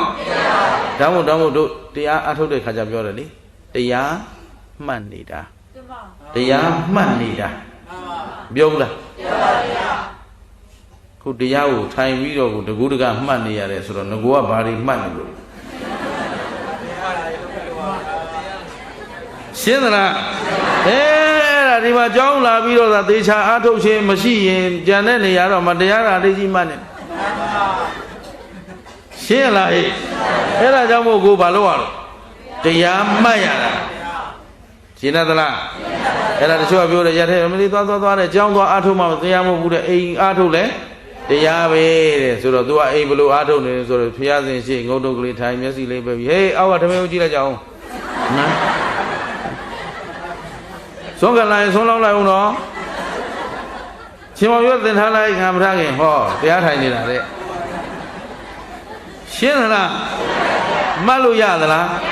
ဘယ်နဲ့လို့ရမအိမ်မှာကိုယ်အလုပ်တွေနဲ့ဟိုကပြောင်းဆန်နေတဲ့ဥစ္စာဟိုကမြည်ရတက်လာပေါင်းပေါ်ထိုင်နေဟောဒီကလေးနဲ့တော့တော်ပါပြီရှင်းသလားအဲ့ဒါကြောင့်တရားရှိတဲ့နေရာတရားလာမှတ်ရတာအဲ့တော့ပြောလိုက်ဟုတ်တယ်ကျုပ်ကအိမ်မှာမနိုင်လို့ကြောင်းသွားမှတ်မလို့ရှင်းသလားအဲ့ဒါမှတ်တာရိတ်တာတွေခုခင်ဗျားတို့ဒီခေတ်ကတော်တော်ကံကောင်းတာဟိုးတော့ကတရားလိုချင်တဲ့လူကကမ္မထမ်းအားထုတ်နေတဲ့ပရိပတ်တိဓမ္မတွေကိုတော်တဲ့တောင်နဲ့လိုက်ရှာပြီးနီးခံအဲ့တော့သူတို့ကလည်းတော်တော်နဲ့ပြောတာမဟုတ်ဘူးသူတို့ကိစ္စမပြီးမပြောဘူးဆိုတော့တော်တော်နဲ့နီးမရခုခင်ဗျားတို့မှာကြတော့ဒါကျေးဇူးရှင်ဘုရားဆရာဘုရားကြီးရဲ့ဂုဏ်ကျေးဇူးတွေနဲ့အလွယ်တကူခုယုံနာနေတောင်သိလို့ခန္ဓာ၅ပါးတွေတောင်ကြားရှင်းသလားအဲ့ဒါပေါ့နေကြမလားကြိုးစားကြမလားခုခင်ဗျားတို့ထမင်းလုတ်ကိုအလွယ်ခွဲရတာပါပဲပါဇက်နာဒီထည့်ပေးထားတာအဲ့ဒါမှမဝါကျင်ဘူးဆိုရင်တော့ရိုက်ထည့်အောင်ရှိတာရှင်းသလားဒါဖြင့်ပေါ့နေကြမလားကြိုးစားကြမလားပြန်နှလုံးသွင်းမဲ့တင်ညာရှိမရှိဘယ်သူမှရှိတယ်ဟုတ်ပြီအဲ့ဒီတင်ညာထဲမှာအကောင်းလဲပါတယ်အမှားလဲပါတယ်ဟာဒါဖြင့်သိကြပါပြီတင်ညာကလည်းစမ်းကျင်ဘက်တွေပေါင်းထားတဲ့အတွက်သူလည်းဟောက်ပြန်တယ်ရှင်းသလားဘာလို့ဆိုအမှတ်ကမှန်တာရှိသလိုမှားတာလည်းရှိတယ်ငယ်လေးတွေကရိုးရာမှတ်ထားတဲ့လူတွေကတော်တော်နဲ့ကိုယ်တာမပြောင်းနိုင်ဟမ်ဟောတာနတ်ကြောသိရင်ဒေအိုးပဲဗါတဲ့နတ်ကြောသိရင်မာထနတ်ကြောသိရင်ဒေအိုးပဲမဒီတဲ့နတ်ကြောများနေလားနတ်ကြောသိရင်ဒေအိုးမှတ်ထားပါဦးသူများလိန်စားနေတဲ့လူကိုဟုတ်တာမှန်တာတခုမှမပေါ့ကြိုက်တဲ့နတ်ကြောလာခဲ့ကျုပ်ကနော်ရှင်းလားအဲ့ဒါဟိုတောင်ပြုံးမှာခင်ဗျားတို့အရင်ကံပေါ့လေတောင်ပြုံးနတ်ပွဲနာနီးလေးတရားသွားဟောဒီလိုပဲပြိဿသမုပ္ပါပြောပြီးတော့နတ်ကြောသေးရင်ဒေဟုတ်ပဲလူတကာလိန်စားနေတာလို့ဘသူမသိသူကိုယ်သူတော့သူသိတယ်ရှင်းလားဘာဝင်တာလို့ညာဝင်တာလို့နဲ့ပြောချင်ရရှောက်ပြောပြီးရင်ခုနဘာပြောသွားတော့သူမင်္ဂလာနဲ့တွေ့ပါပိတ်ရလဲမယ်ကိုပြောတာကိုမသိဘူးလားလို့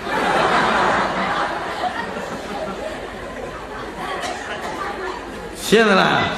အဲ့ဒါပါပဲဘိုးတော်ရောင်နဲ့လိမ့်စားဆိုတော့အဲ့ဒီမှာတောင်ပြုံးကပြန်တော့မယ်ဆိုတော့လဲပေါ်တက်တော့ဘေးမှာဝိုင်းနေတာမိမကြီးတွေနော်နှစ်ထပ်လောက်လဲဖို့နှစ်ထပ်လောက်ဝိုင်းထားတာကြည့်တယ်တယောက်ချင်းခဲတော့ကုန်နတ်ကြော်တွေကြီးပဲဘုန်းကြီးဘယ်လိုလုပ်သိတယ်ဥပရိကပြက်နေပြီတော့သူများလိန်စားနေတာ哦ပုံမှန်ဥပရိမဟုတ်တော့ဘူးအသားရေကစားမတူကြည့်လိုက်ရင်သိတယ်နတ်ကြော်ဆိုကျုပ်ကများဝေရေးကြမလို့ဟောလို့လက်ညှိုးထိုးပြီးတော့ပြလိုက်လို့ရတယ်ဟုတ်လားလိုက်နတ်ကြော်လို့ရှင်းလားဘာလို့ဆိုအင်္ဂဝိဇ္ဇာနီးတွေသင်ထားတယ်နော်အဲ့တော့ဟုတ်ပါတယ်ဗျာတဲ့ဘုန်းကြီးတပည့်တော်တို့နတ်ကြော်တွေပါပဲတဲ့အေးအဲ့ဒါဆိုတော့ဒေဝနာနီးနေပြီလို့ဆိုတော့မမဖျားတဲ့တပည့်တော်တို့အခုရှင်ဖျားကိုလာပြီးတော့ဝန်ချတာတရားရှိဒီအလုပ်ကိုတပည့်တော်တို့မလုပ်တော့ပါဘူးဆွန့်ပါပြီဆိုတယောက်900စီလူသွားတယ်တော့အဆင်ပြေသဘောပါလားအေးကိုကကိုသိဆုံးလို့ကျုပ်တို့ပြောလို့နတ်ကြော်မကောင်းတာမဟုတ်ဘူးကိုကမကောင်းတာကိုသိတယ် ရှင်းသလားကိုလိန်နေတာကျင်းသလားဥစဉ်အဖိုးတယောက်အရက်ပြတ်သွားသလိုဥစဉ်လည်းမျိုးလိုက်ရိုးလိုက်ကိုမူးတာနော်ဟိုးအဖိုးကလည်းကြိုက်တာပဲအဖေကလည်းကြိုက်တာအဲ့တော့အဖိုးရဲ့အဖိုးကဥစဉ်တို့ရဲ့ဘေးပေါ်ဘေးကသူတော်ကောင်းကြီးဖရာတရားနဲ့ပဲအမြဲနေတာသူသား9ယောက်ထဲမှာဥစဉ်အဖိုးတယောက်ပဲတောက်အဲ့တော့အဲ့ဒီအဖိုးကို50ကျော်နေပြီတောက်တုံးမဲမို့လို့အဖေကအဘေးကခေါ်ဆုံးမှငါသားလာစမ်းမကွာမင်းကငါသား9ယောက်ထဲမှာမင်းကလည်းအထူးကျွန်းဆုံးပဲအဲ့တော့မင်းခုချိန်ထိတောက်နေတာမရှက်ဘူးလားတဲ့ဘာရှက်မှာတော့ဘေးကကိုယ့်ရဲ့ကိုတောက်တာဘယ်သူကယူဆိုင်နော်ရေသမားဆိုတယ်လို့ပဲမိုက်မိုက်ရိုင်းရိုင်းပြောတတ်ဆိုတော့အေးပါကွာဂယုမဆိုင်ဒါပေမဲ့မင်းမရှက်ပေမဲ့အဖေကရှက်တယ်အဲ့တော့ငါကွာငါ့ကိုနည်းနည်းညှာတော့အဖြစ်မင်းတောက်တော့တောက်ပေါ့ကွာဒါပေမဲ့လူမသိအောင်တောက်ဟေးဘာဖြစ်လဲလူမသိအောင်တောက်ငါ့ကိုတခုပဲကူညီပေးပါတဲ့မင်းလုံနိုင်မလားပြောဖေးပါတယ်ဆိုတော့ဗါတဲ့လူမသိအောင်တောက်ဟာအဲ့ဒါဘူးနဲ့အဖေကျုပ်ဆိုင်သွားမတောက်တော့ဘူးကြောက်ကြိုအိုးလေးဝယ်တောက်ပလင်းလေးဝယ်တောက်သူချက်တောက်တာဟုတ်ဗျအဲ့တော့သူတယောက်တည်းပဲသူကအိမ်မှာမိမတောင်သိမကောင်းမိမလာတော့ငါအဖေကပြောထားတယ်လူမသိအောင်ဟာနော်ဟုတ်လားအဲ့ဒါအမလေးအဲ့ဒါ60လမ်းနီးမှနော်50ကျော်ကအဲ့ဒီစကားကိုဆုံးမထားတာ60လမ်းနီး59 60တဲ့ဝင်တော့မှသူကသူတယောက်တည်းတဲ့နော်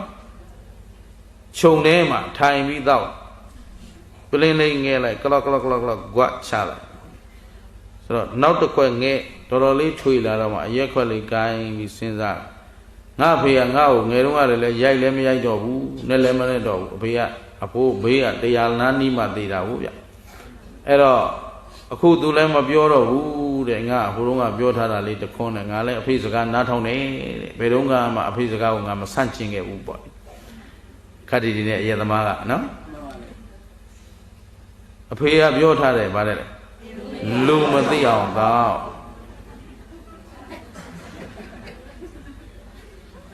ဒီနာငါတယောက်တည်းရှိတာဒုမှမသိဘူးနော်ဟုတ်ပြီနော်ဘယ်သူမှမသိဘူးဆိုတော့ဘယ်သူသိငါသိနေတယ်ဒါဖြင့်ငါကဘာတော့ဟုတ်ဗျာအဲ့တော့မှပလင်းကြီးထားပေါက်ကတော့အဖေသွားပြီးတော့သွားကြော့တယ်ပြောတယ်အဖိုးသွားကြော့ပြီးအဖေကျွန်တော်လူဖြစ်ပြီအေးတာရုရှင်းသလားအေးနတ်ကြော့လည်းလူဖြစ်အောင်လုပ်ကြရှင်းသလားဘိုးတော်ရောင်ဓာတ်ရောင်နေလည်းလူဖြစ်အောင်လုပ်ကြဓာတ်စီးတာလို့နတ်စီးတာလို့ဘာမဟုတ်ဘူးလိန်စားနေတာရှင်းသလားလိုင်းပေါင်းစုံအကုန်လေ့လာပြီးမှတရားဟောဓမ္မဂရိကလှုပ်လာတာကြိုက်တဲ့ဘက်ကလာခဲ့နတ်ကြောဆိုရင်လည်းအမူအရာကြည့်ပြီးတော့ဂွေးရင်ရှားတာဘယ်ကောင်ငွေထွက်နိုင်တယ်လဲဒါကြည့်ပြီးမှနတ်ကရာအမလေးသင်မိသားသူမင်္ဂလာဒါတွေကုန်တတ်ရှင်းသလားသဘောပေါက်သလားအဲ့ဒါပါပဲဘသူအကြောင်းဘသူသိရကိုလူဖြစ်ပြီလားလို့မေးဦးခင်ဗျားတို့လည်းလိန်ချင်းလိန်ကြပါဒါပေမဲ့မဟုတ်လူမသိအောင်လိန်ရှင်းသလားခိုးခြင်းလဲခိုးပါလူမသိအောင်ခိုးကြနော်ယုံဝန်တန်းနေလဲလက်စားခြင်းစားဒါပေမဲ့လူမသိအောင်စားတရားသူကြီးတွေလဲစားခြင်းစားပါဒါဖြစ်တယ်လူမသိအောင်စားဘုက္ကတရားသူကြီးကတော့နှစ်ဖက်စားဖို့ဗျနော်ဟိုဘက်ကလည်းစားတာပဲဒီဘက်ကလည်းစားတာပဲရှင်းနေရလဲဟိုဘက်ကလည်းယူတာပဲဒီဘက်ကလည်းယူတာပဲဒါတွေလည်းသူမင်္ဂလာအကုန်သိရှင်းတယ်နော်အဲ့တော့အားလုံးပြောလိုက်ပါမယ်ယူပါကိုစားဖို့နေရင်မပြေလဲယူတာပေါ့ဒါပေမဲ့လူမသိအောင်ယူပါရှင်းသလားယာဝတမယာဝတမဝဝတလည်းဒီတိုင်းပဲပေါ့နော်ဝါချင်ဝါကြပါဒါပေမဲ့ဘယ်လိုဝါလဲလူမသိအောင်ဝါရှင်းသလားအဲ့ဒါတနိုင်ငံလုံးဟောခဲ့တဲ့တရားပါပဲကိုယ့်အကူအဆင်ပြေသလိုကြည့်လို့ကြဟုတ်ပါလားကြိုက်သလိုသာလုပ်ပါဒါပေမဲ့ မကောင်းမှုပြုတာတော့ဗါတဲ့လူမသိစေနဲ့ရှင်းတတ်ကြလားကောင်းပါပြီအဲ့ဒီတင်ညာလေးမှတ်တာကိုမှန်အောင်မှတ်ပေးပါရှင်းသလားအဲ့တော့အမှတ်မှလည်းအမှန်မှမရှိဘူးလားဘသူတွေမှတ်နေတာလဲမှတ်တာဘယ်အမှတ်တော့တင်ညာမှတ်တာဘယ်မှာရှိတယ်သိကြတယ်နော်ဒါပြင်အဲ့ဒီတင်ညာကလည်းမှတ်တယ်ဆိုတာလူကမှတ်တာခွေးကမှတ်တာကြောင်ကမှတ်တာယောက်ျားကမှတ်တာမိန်းမကမှတ်တာလားမှတ်တတ်တဲ့သဘောကမှတ်တယ်လားအဲ့ဒီပုဂ္ဂိုလ်တ attva ပါသလားမှတ်တတ်တဲ့သဘောကိုမြဲသလားသူကလည်းအကောင်းဆိုတွန်တွဲနေတွန်တွဲတော့လွန်ဆွဲနေအဲ့ဒါပဲဖောက်ပြန်ပြီးတော့ပြည့်နောက်တစ်ဘက်ကသင်္ခါရဘာလဲသင်္ခါရဆိုတာကပြုပြင်သင်္ခါရခန္ဓာဆိုတာပြုပြင်တာအခုတော်ကောင်းတို့ထိုင်ခြင်းနဲ့ထခြင်းနဲ့လက်ကလေးလှုပ်ခြင်းနဲ့ခြေထောက်ကလေးလှုပ်ခြင်းနဲ့ရှောက်ခြင်းနဲ့သွားခြင်းနဲ့စားခြင်းနဲ့မရှိဘူးလားအဲ့ဒါသင်္ခါရခန္ဓာဘယ်သူတွေမှာရှိတယ်ဘယ်သူတွေမှာရှိလဲတပည့်တော်တို့မှာရှိတယ်ဘယ်မှာရှိလဲဟုတ်ပြီသင်္ခါရခန္ဓာဘယ်မှာရှိလဲခန္ဓာမှာရှိတယ်ဘယ်သူခန္ဓာမှာရှိတာလဲအားလုံးကိုယ့်အကိုယ်သိသလားတိုက်တွန်းစိတ်စော်တတ်တဲ့စေတနာလေးတွေရှိမရှိအဲ့ဒီစေတနာကလည်းခင်ဗျားတို့ရှိမှရှိတဲ့စေတနာဟာအကောင်းလားဆိုးလားအကောင်းကောစေတနာကအမှန်လားအမှားလားအမှားလည်းရှိတယ်တခါတလေတောင်ပြောတာပါစေတနာအမှားတွေပါစေတနာတော့စေတနာပဲဒါပေမဲ့အမှားတွေတိုက်တွန်းမှုတွေကမှားရှင်းတယ်နော်မှန်တာရောမရှိဘူးကောင်းတာရောဆိုးတာရောခါတလေသူများကြောက်ကြမှာသိရသားနဲ့မပြော951အဖွဲ့ခွဲကြီးပေါ့လေအဖွဲ့စည်းကြီးဆိုတော့အဖွဲ့စည်းဆိုရင်ဒါလူများနဲ့လုပ်တယ်အဲ့ဒါကိုကဘေးကနေထိုင်ကြည့်နေပြီးတော့ဒီကောင်တွေပျက်စီးတော့မှာပဲဒါဆိုရင်မှားတော့မှာပဲသိတယ်သားနဲ့မပြောဘူးပြက်သွားတော့မှငါပြောငါထင်သားမယ်ဒီကောင်အဲ့ဒါလူယုံမှာရှင်းသလားသိရသားနဲ့မပြောဘူးဆိုတာဗါလေလူယုံမှာအဲ့ဒါသူကောက်ချစ်တာစေတနာသူစေတနာဘာဖြစ်လဲမာနေရှင်းသလားတခါတလေကိုကစေတနာစိုးရိမ်လွန်ပြီးတော့ပြောလိုက်ဖြစ်မှာဆိုလို့ပြောလိုက်လို့မလုပ်ဖြစ်လိုက်ဘူးမလုပ်ဖြစ်လိုက်လို့ပျက်စီးသွားတယ်ဟောဒါကြတော့စေတနာအမှားရှင်းသလား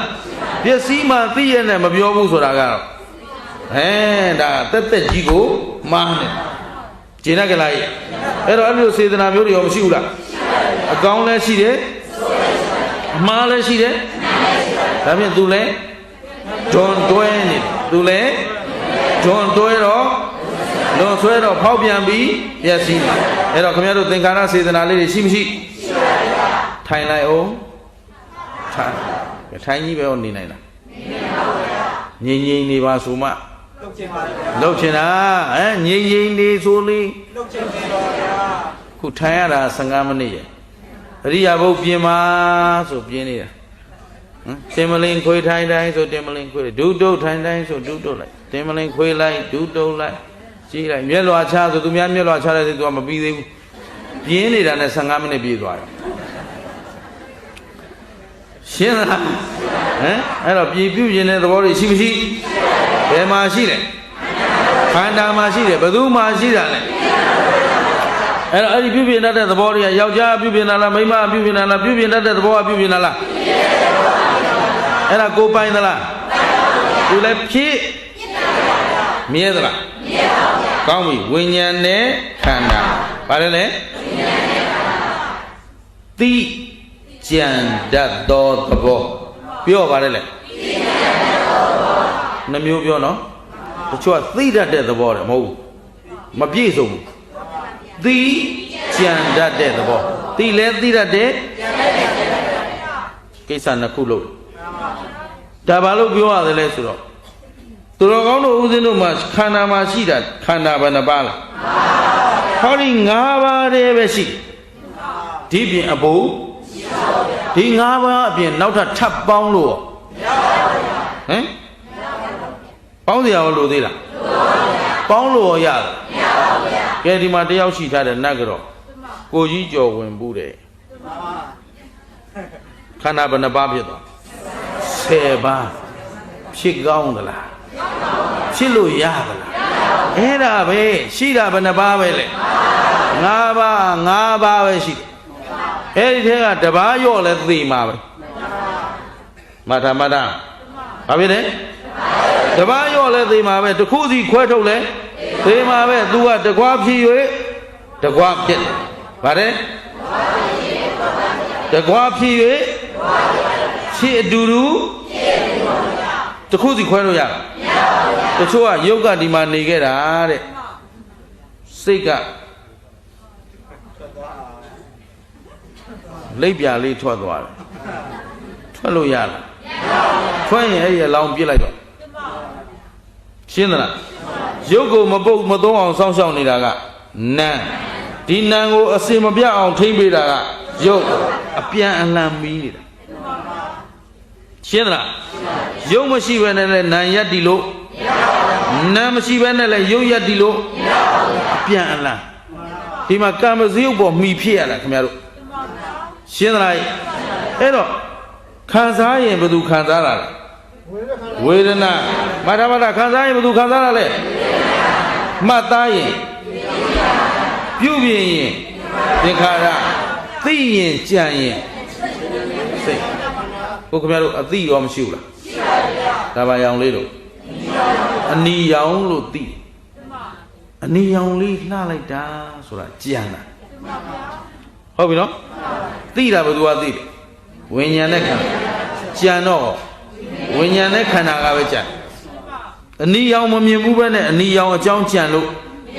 မရဘူးအစိမ့်မမြင်ဘူးသေးပဲနဲ့အစိမ့်ကြံလို့မရပါဘူးဗျာဟိုးအင်္ဂလန်နိုင်ငံလန်ဒန်မြို့ကပီဇာမုတ်သိကောင်းတယ်စားကျင်လားစားကျင်ပါဘူးဘာလို့ဆိုမြင်လည်းမြင်ဘူးစားလည်းမစားဘူးရှင်းသလားသိကောင်းတယ်ဆိုတာကိုတော်ပြောတာဟုတ်လားမဟုတ်လားမသိဘူးလေဒါပေမဲ့ဟိုရွာစေတုဒ္ဒရာမြို့အရှိပိုင်းကမုတ်စီကျော်တော်ကောင်းတယ်ပြောတယ်အဲ့ဒါကြဘယ်လို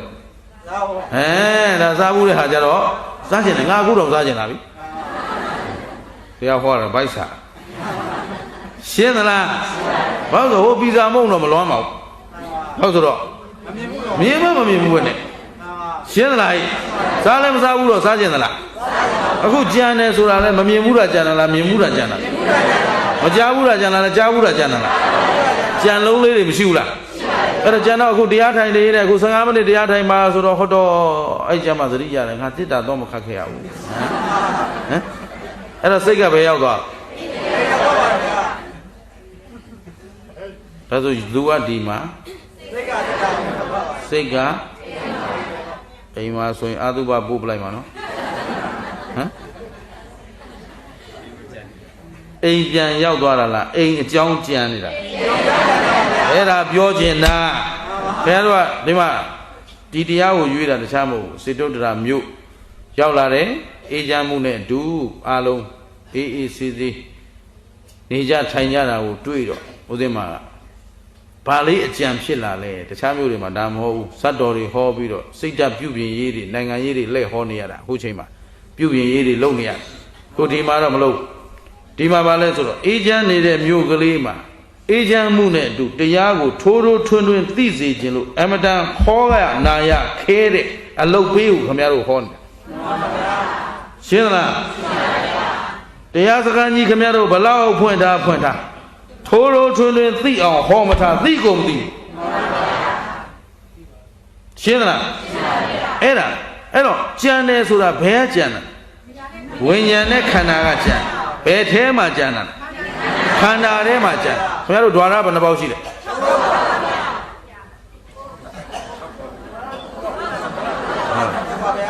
9ပေါက်လားတယ်နော်ဟုတ်ပါတယ်9ပေါက်ရှိတာတော့မှန်တယ်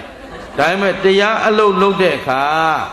တရားအတွက်အသုံးပြုမှာက6ပေါက်အဲ့ဒီ6ပေါက်ကလည်းခွဲပုံကိုကြည့်ပါနော်အားလုံးနားထောင်ပါနော်ဒါကမျိုးအရွာမှာဦးဇင်းတို့ဖြေသံနေကြားခဲ့ရတယ်မှားပြီးတော့ဖြေတာတွေလည်းရှိတယ်မသိလို့ဖြေတာလည်းရှိတယ်တချို့ကသိလျက်နဲ့ဖြေတာလည်းရှိတယ်ဤမျိုးစုံရှိပါတယ်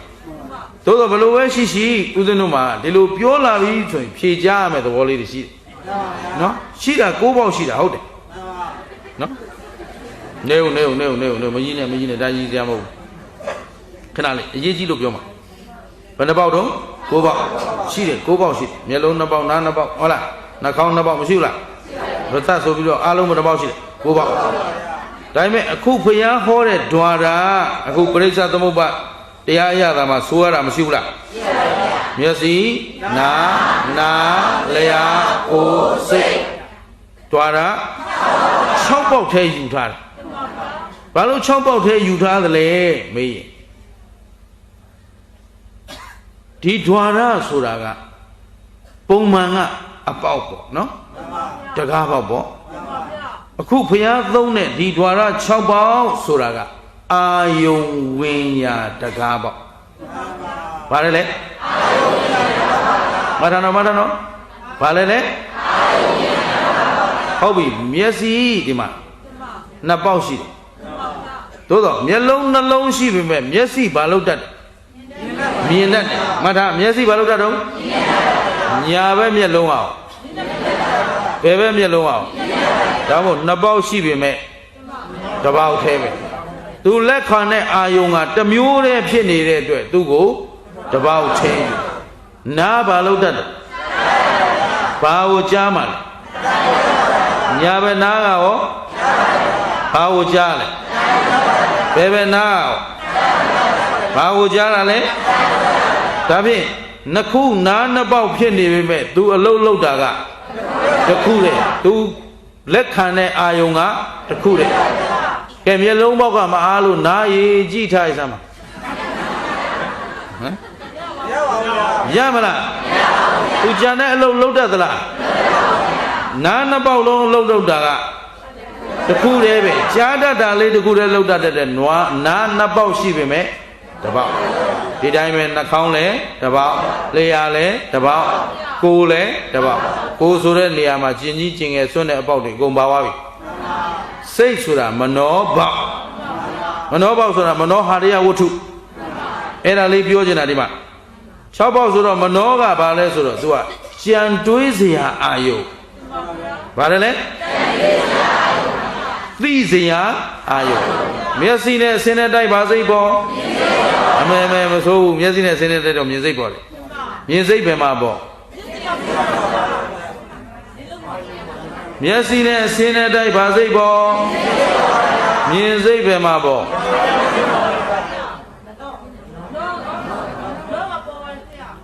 မျက်စိနဲ့အစင်းနဲ့တိုက်ပါစိတ်ပေါ်မြင်စိတ်ပဲမှာပေါ့အဲ့ဒါပြဿနာတက်အောင်လုပ်တာနာတက်သက်မဲ့ဓမ္မဂရိကလူလေလုပ်တာနော်မြင်စိတ်ပဲမှာပေါ့ဆိုတော့လက်ကိုဟိုလိုဒီလိုချရတော့ဘယ်လိုက်ပြောရမှာမဟုတ်မြင်စိတ်ဆိုတာဒီလိုပြောရင်တော့မျက်စိမှာပဲပေါ်တယ်လို့လာတော့မှာအဲ့ဒါလေးဒီလိုချလိုက်တော့မှတ်ထားမသေးမချင်းမှတ်ထားမျက်စိဘာလို့တတ်တော့ဘာကိုမြင်တာလဲအစင်းကိုမြင်တာမျက်စိနဲ့အစင်းနဲ့တိုက်ဘာစိတ်ပေါ်မြင်စိတ်ဆိုတာမျက်လုံးမှာပဲပေါ်တယ်ဘယ်မှာမှပေါ်လို့မရဘူးရှင်းသလားမြင်ရင်ဘယ်ကမြင်လဲမျက်စိကမြင်တယ်မျက်စိကလွယ်ပြီးကြံတဲ့နေရာကမနှောဘာလို့တတ်တော့ဝိညာဉ်နဲ့ခန္ဓာလေးသိတတ်တယ်ကြံတတ်တယ်မနှောဘာလို့တတ်တော့မထဒါမသိပဲနဲ့ခင်ဗျားတို့တရားအားမထုတ်နဲ့လကားပဲရှင်းလားမနှောဘာလို့တတ်တော့သိတတ်တယ်ကြံတတ်တယ်ကိုထိမ့်သိမ့်တော့မှပြုတ်ပြင်းတော့မှဆိုတဲ့လူကဒါသိမှပြင်လို့ရတယ်ရှင်းတယ်နော်ဒါဖြင့်မြင်တာပဲရမြင်သိတော့မနှောကသိတာမြင်တာကသိတော့မြင်တာကကြံတော့ရှင်းသလားဩမာဒနီကိုသိဝိမင်းကြီးကမြင်လိုက်ဟုတ်ပြီနော်ဩမာဒနီကပန်းလေးကျဲချိုက်သိဝိမင်းကြီးကဆင်ပေါ်နေမော့ကြည့်ဟာ hello very pretty girl ဟမ်သိလှတဲ့မိန်းကလေးပါလားဘယ်ကမြင်လို့ ngà ya yin gao ma be miên na ga chan na gaဒါဖြင့်မျက်စိကကြံတာလားမနှောကကြံတာလားမျက်စိကမြင်တာလားမနှောကမြင်တာလားမြင်တော့မျက်စိကကြံတော့ရှင်းသလားအဲ့ဒါဘာမှမဆိုင်မဲ့တို့တို့ဆွေမျိုးသွားဆက်လို့ဒုက္ခရောက်တာမြင်စိတ်ကလေးကဖြစ်ပြီးတော့ကဲဥမာရဏီကိုမြင်နေတဲ့အချိန်မှာ तू လိုချင်တဲ့စိတ်ပေါ်လာပေါ်လာမြင်စိတ်ပေါ်တဲ့အချိန်လိုချင်တာလိုချင်တယ်လို့ပေါ်တဲ့အချိန်မြင်တဲ့စိတ်ကအဲ့ဒါမျက်စိတွေကထွက်တော့မထွက်ဘူးမလားဟုတ်လားမထွက်ကမ်းပြီမထွက်ရင်မျက်စိကမ်းပြီနောက်တော့ကြည့်လို့မရတော့ဘူးရှင်းသလားဒါသက်သက်လိမ့်နေတာဟမ်မင်းကမြင်ကြတဲ့မျက်စိတွေကကိုထွက်တော့ဘူးမထွက်တော့တော့လမ်းမှာကားတိုက်ကိုမင်းလို့ဒီမှာတော့ကားမတိုက်ဘူးဆိုင်ကတိုက်မှာသဘောပါသလားဟမ်ဒါသက်သက်မဲ့ဒါအမှန်ပြောတာလားလိမ့်တာလားမင်းတန်လေးနားရကိုမထွက်ရင်ကမ်းပြီအဲ့ဒီနားဟမ်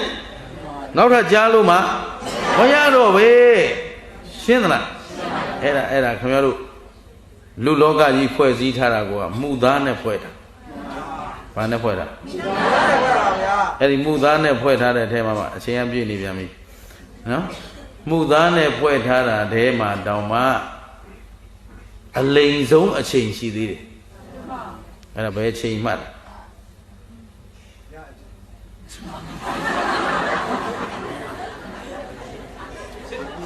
အလိမ်ဆုံးအချိန်မှတ်တာအားလုံးဘုသူတရအောင်ပြောလိုက်မှာသမီးစားထားတဲ့အချိန်အလိမ်ဆုံးမဟုတ်တာအစပြီးမမှန်တာတွေအကုန်ပြောတာပဲရှင်းသလား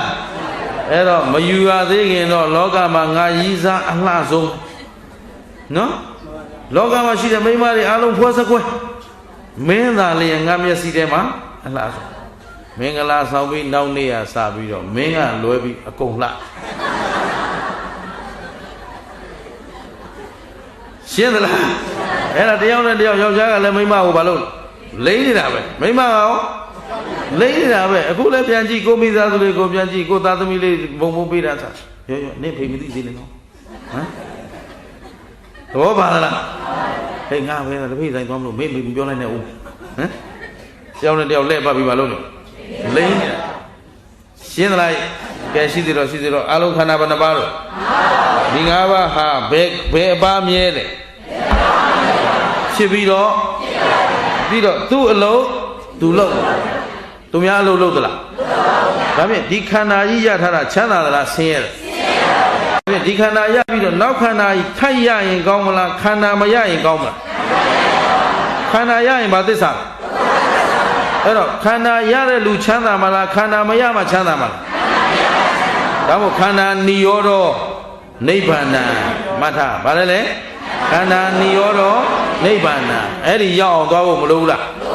သွားမယ်ဆိုရင်ဘယ်သူကိုဘယ်သူအားကိုးအောင်ကိုအားကိုးအောင်ကိုအားကိုးမယ်ဆိုသတိထားဝရိယဆိုင်ပညာနဲ့ကြည့်အချိန်ကတော်တော်လွန်နေပြီဇလန်းကိုမစားသေးဘူးနော်အဲ့တော့ဟောမှာကတော့ခန္ဓာ၅ပါးကန္နာသစ်ပင်ကိုဟောမှာ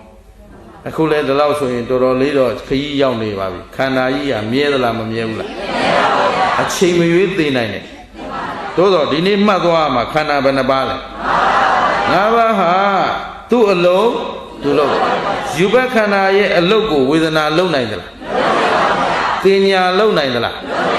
ဒါဖြင့်ဝိညာဉ်စိတ်ကလေးရဲ့အလုတ်ကိုဝေဒနာတင်ညာလုံနိုင်သလားရုပ်ကလုံနိုင်သလားတိကြသူကန္နာနဲ့သူခန္ဓာဘယ်နှပါးရှိလဲဘယ်မှာရှိလဲခန္ဓာမှာရှိတယ်ဘယ်သူခန္ဓာမှာလဲအားလုံးသိကြတယ်နော်အဲ့ဒါကိုယ့်အကိုမနဲ့ပြန်သိအောင်လုပ်ခဲ့ရုပ်ကဘယ်လိုဝေဒနာဘယ်လိုတင်ညာဘယ်လိုသိအောင်လုပ်လာခဲ့လုပ်ပြီးတော့မှမနဲ့ပြန်ခရီးဆက်မယ်ရှင်းတယ်နော်အဲ့တော့အားလုံးလူဘဝဟာတန်ဖိုးရှိမရှိတရားသိမလို့တော့ကြဟိုမှာ10မိနစ်ကျော်နေပြီလူဘဝတန်ဖိုးရှိမရှိအသုံးချရတဲ့လူတန်ဖိုးရှိ အဲ့တော့လူဖြစ်ခိုက်မှာလူပိသအောင်ကြိုးစားဖို့သိမသိလူပိသခြင်းဘာလို့ရမှာဇာနာသီလဘာဝနာခင်ဗျားတို့စောင့်မနေတော့ဘူးစောင့်နေပြီးမှာမဟုတ်နော်လူပိသအောင်ဘာလို့ရမှာဒါနာသီလဘာဝနာလူဖြစ်ကြိုးနှက်ချင်ရင်တော့တန်တရားစခန်းတတ်ရမယ်အဲ့ဒီတတ်နိုင်ဖို့အတွက်မနေ့ပြန်ဆက်ဟောပါမယ်ရှင်းသလားဒီနေ့တော့ဒီလောက်ပါပဲသတိထားဝရိယဆိုင်ပညာနဲ့ကြည့်ဘယ်သူကိုဘယ်သူကြည့်ကိုကိုကြည့်တော့ခန္ဓာဘယ်နှပါဖြစ်ဘယ်ပါကြည့်ကြည့်ဖြစ်ပြီးတော့ဘာသစ္စာသိတဲ့ဉာဏ်ကသေတာကနောက်ခန္ဓာမလာတာကသစ္စာဘယ်နှချက်ကဟေးကဲသစ္စာလေးချက်တစ်ပြိုင်တည်းကြိုက်မှသာလျင်တန်တရားဝတ်တွင်းကလွတ်ကင်းနိုင်မှာဖြစ်တဲ့အတွက်မမေ့မလျော့မပေါ့ဆာပဲကြိုးစားကြပါလို့တိုက်တွန်းရင်းနဲ့အချိန်ပိုသွားပြီမို့လို့နားကြစို့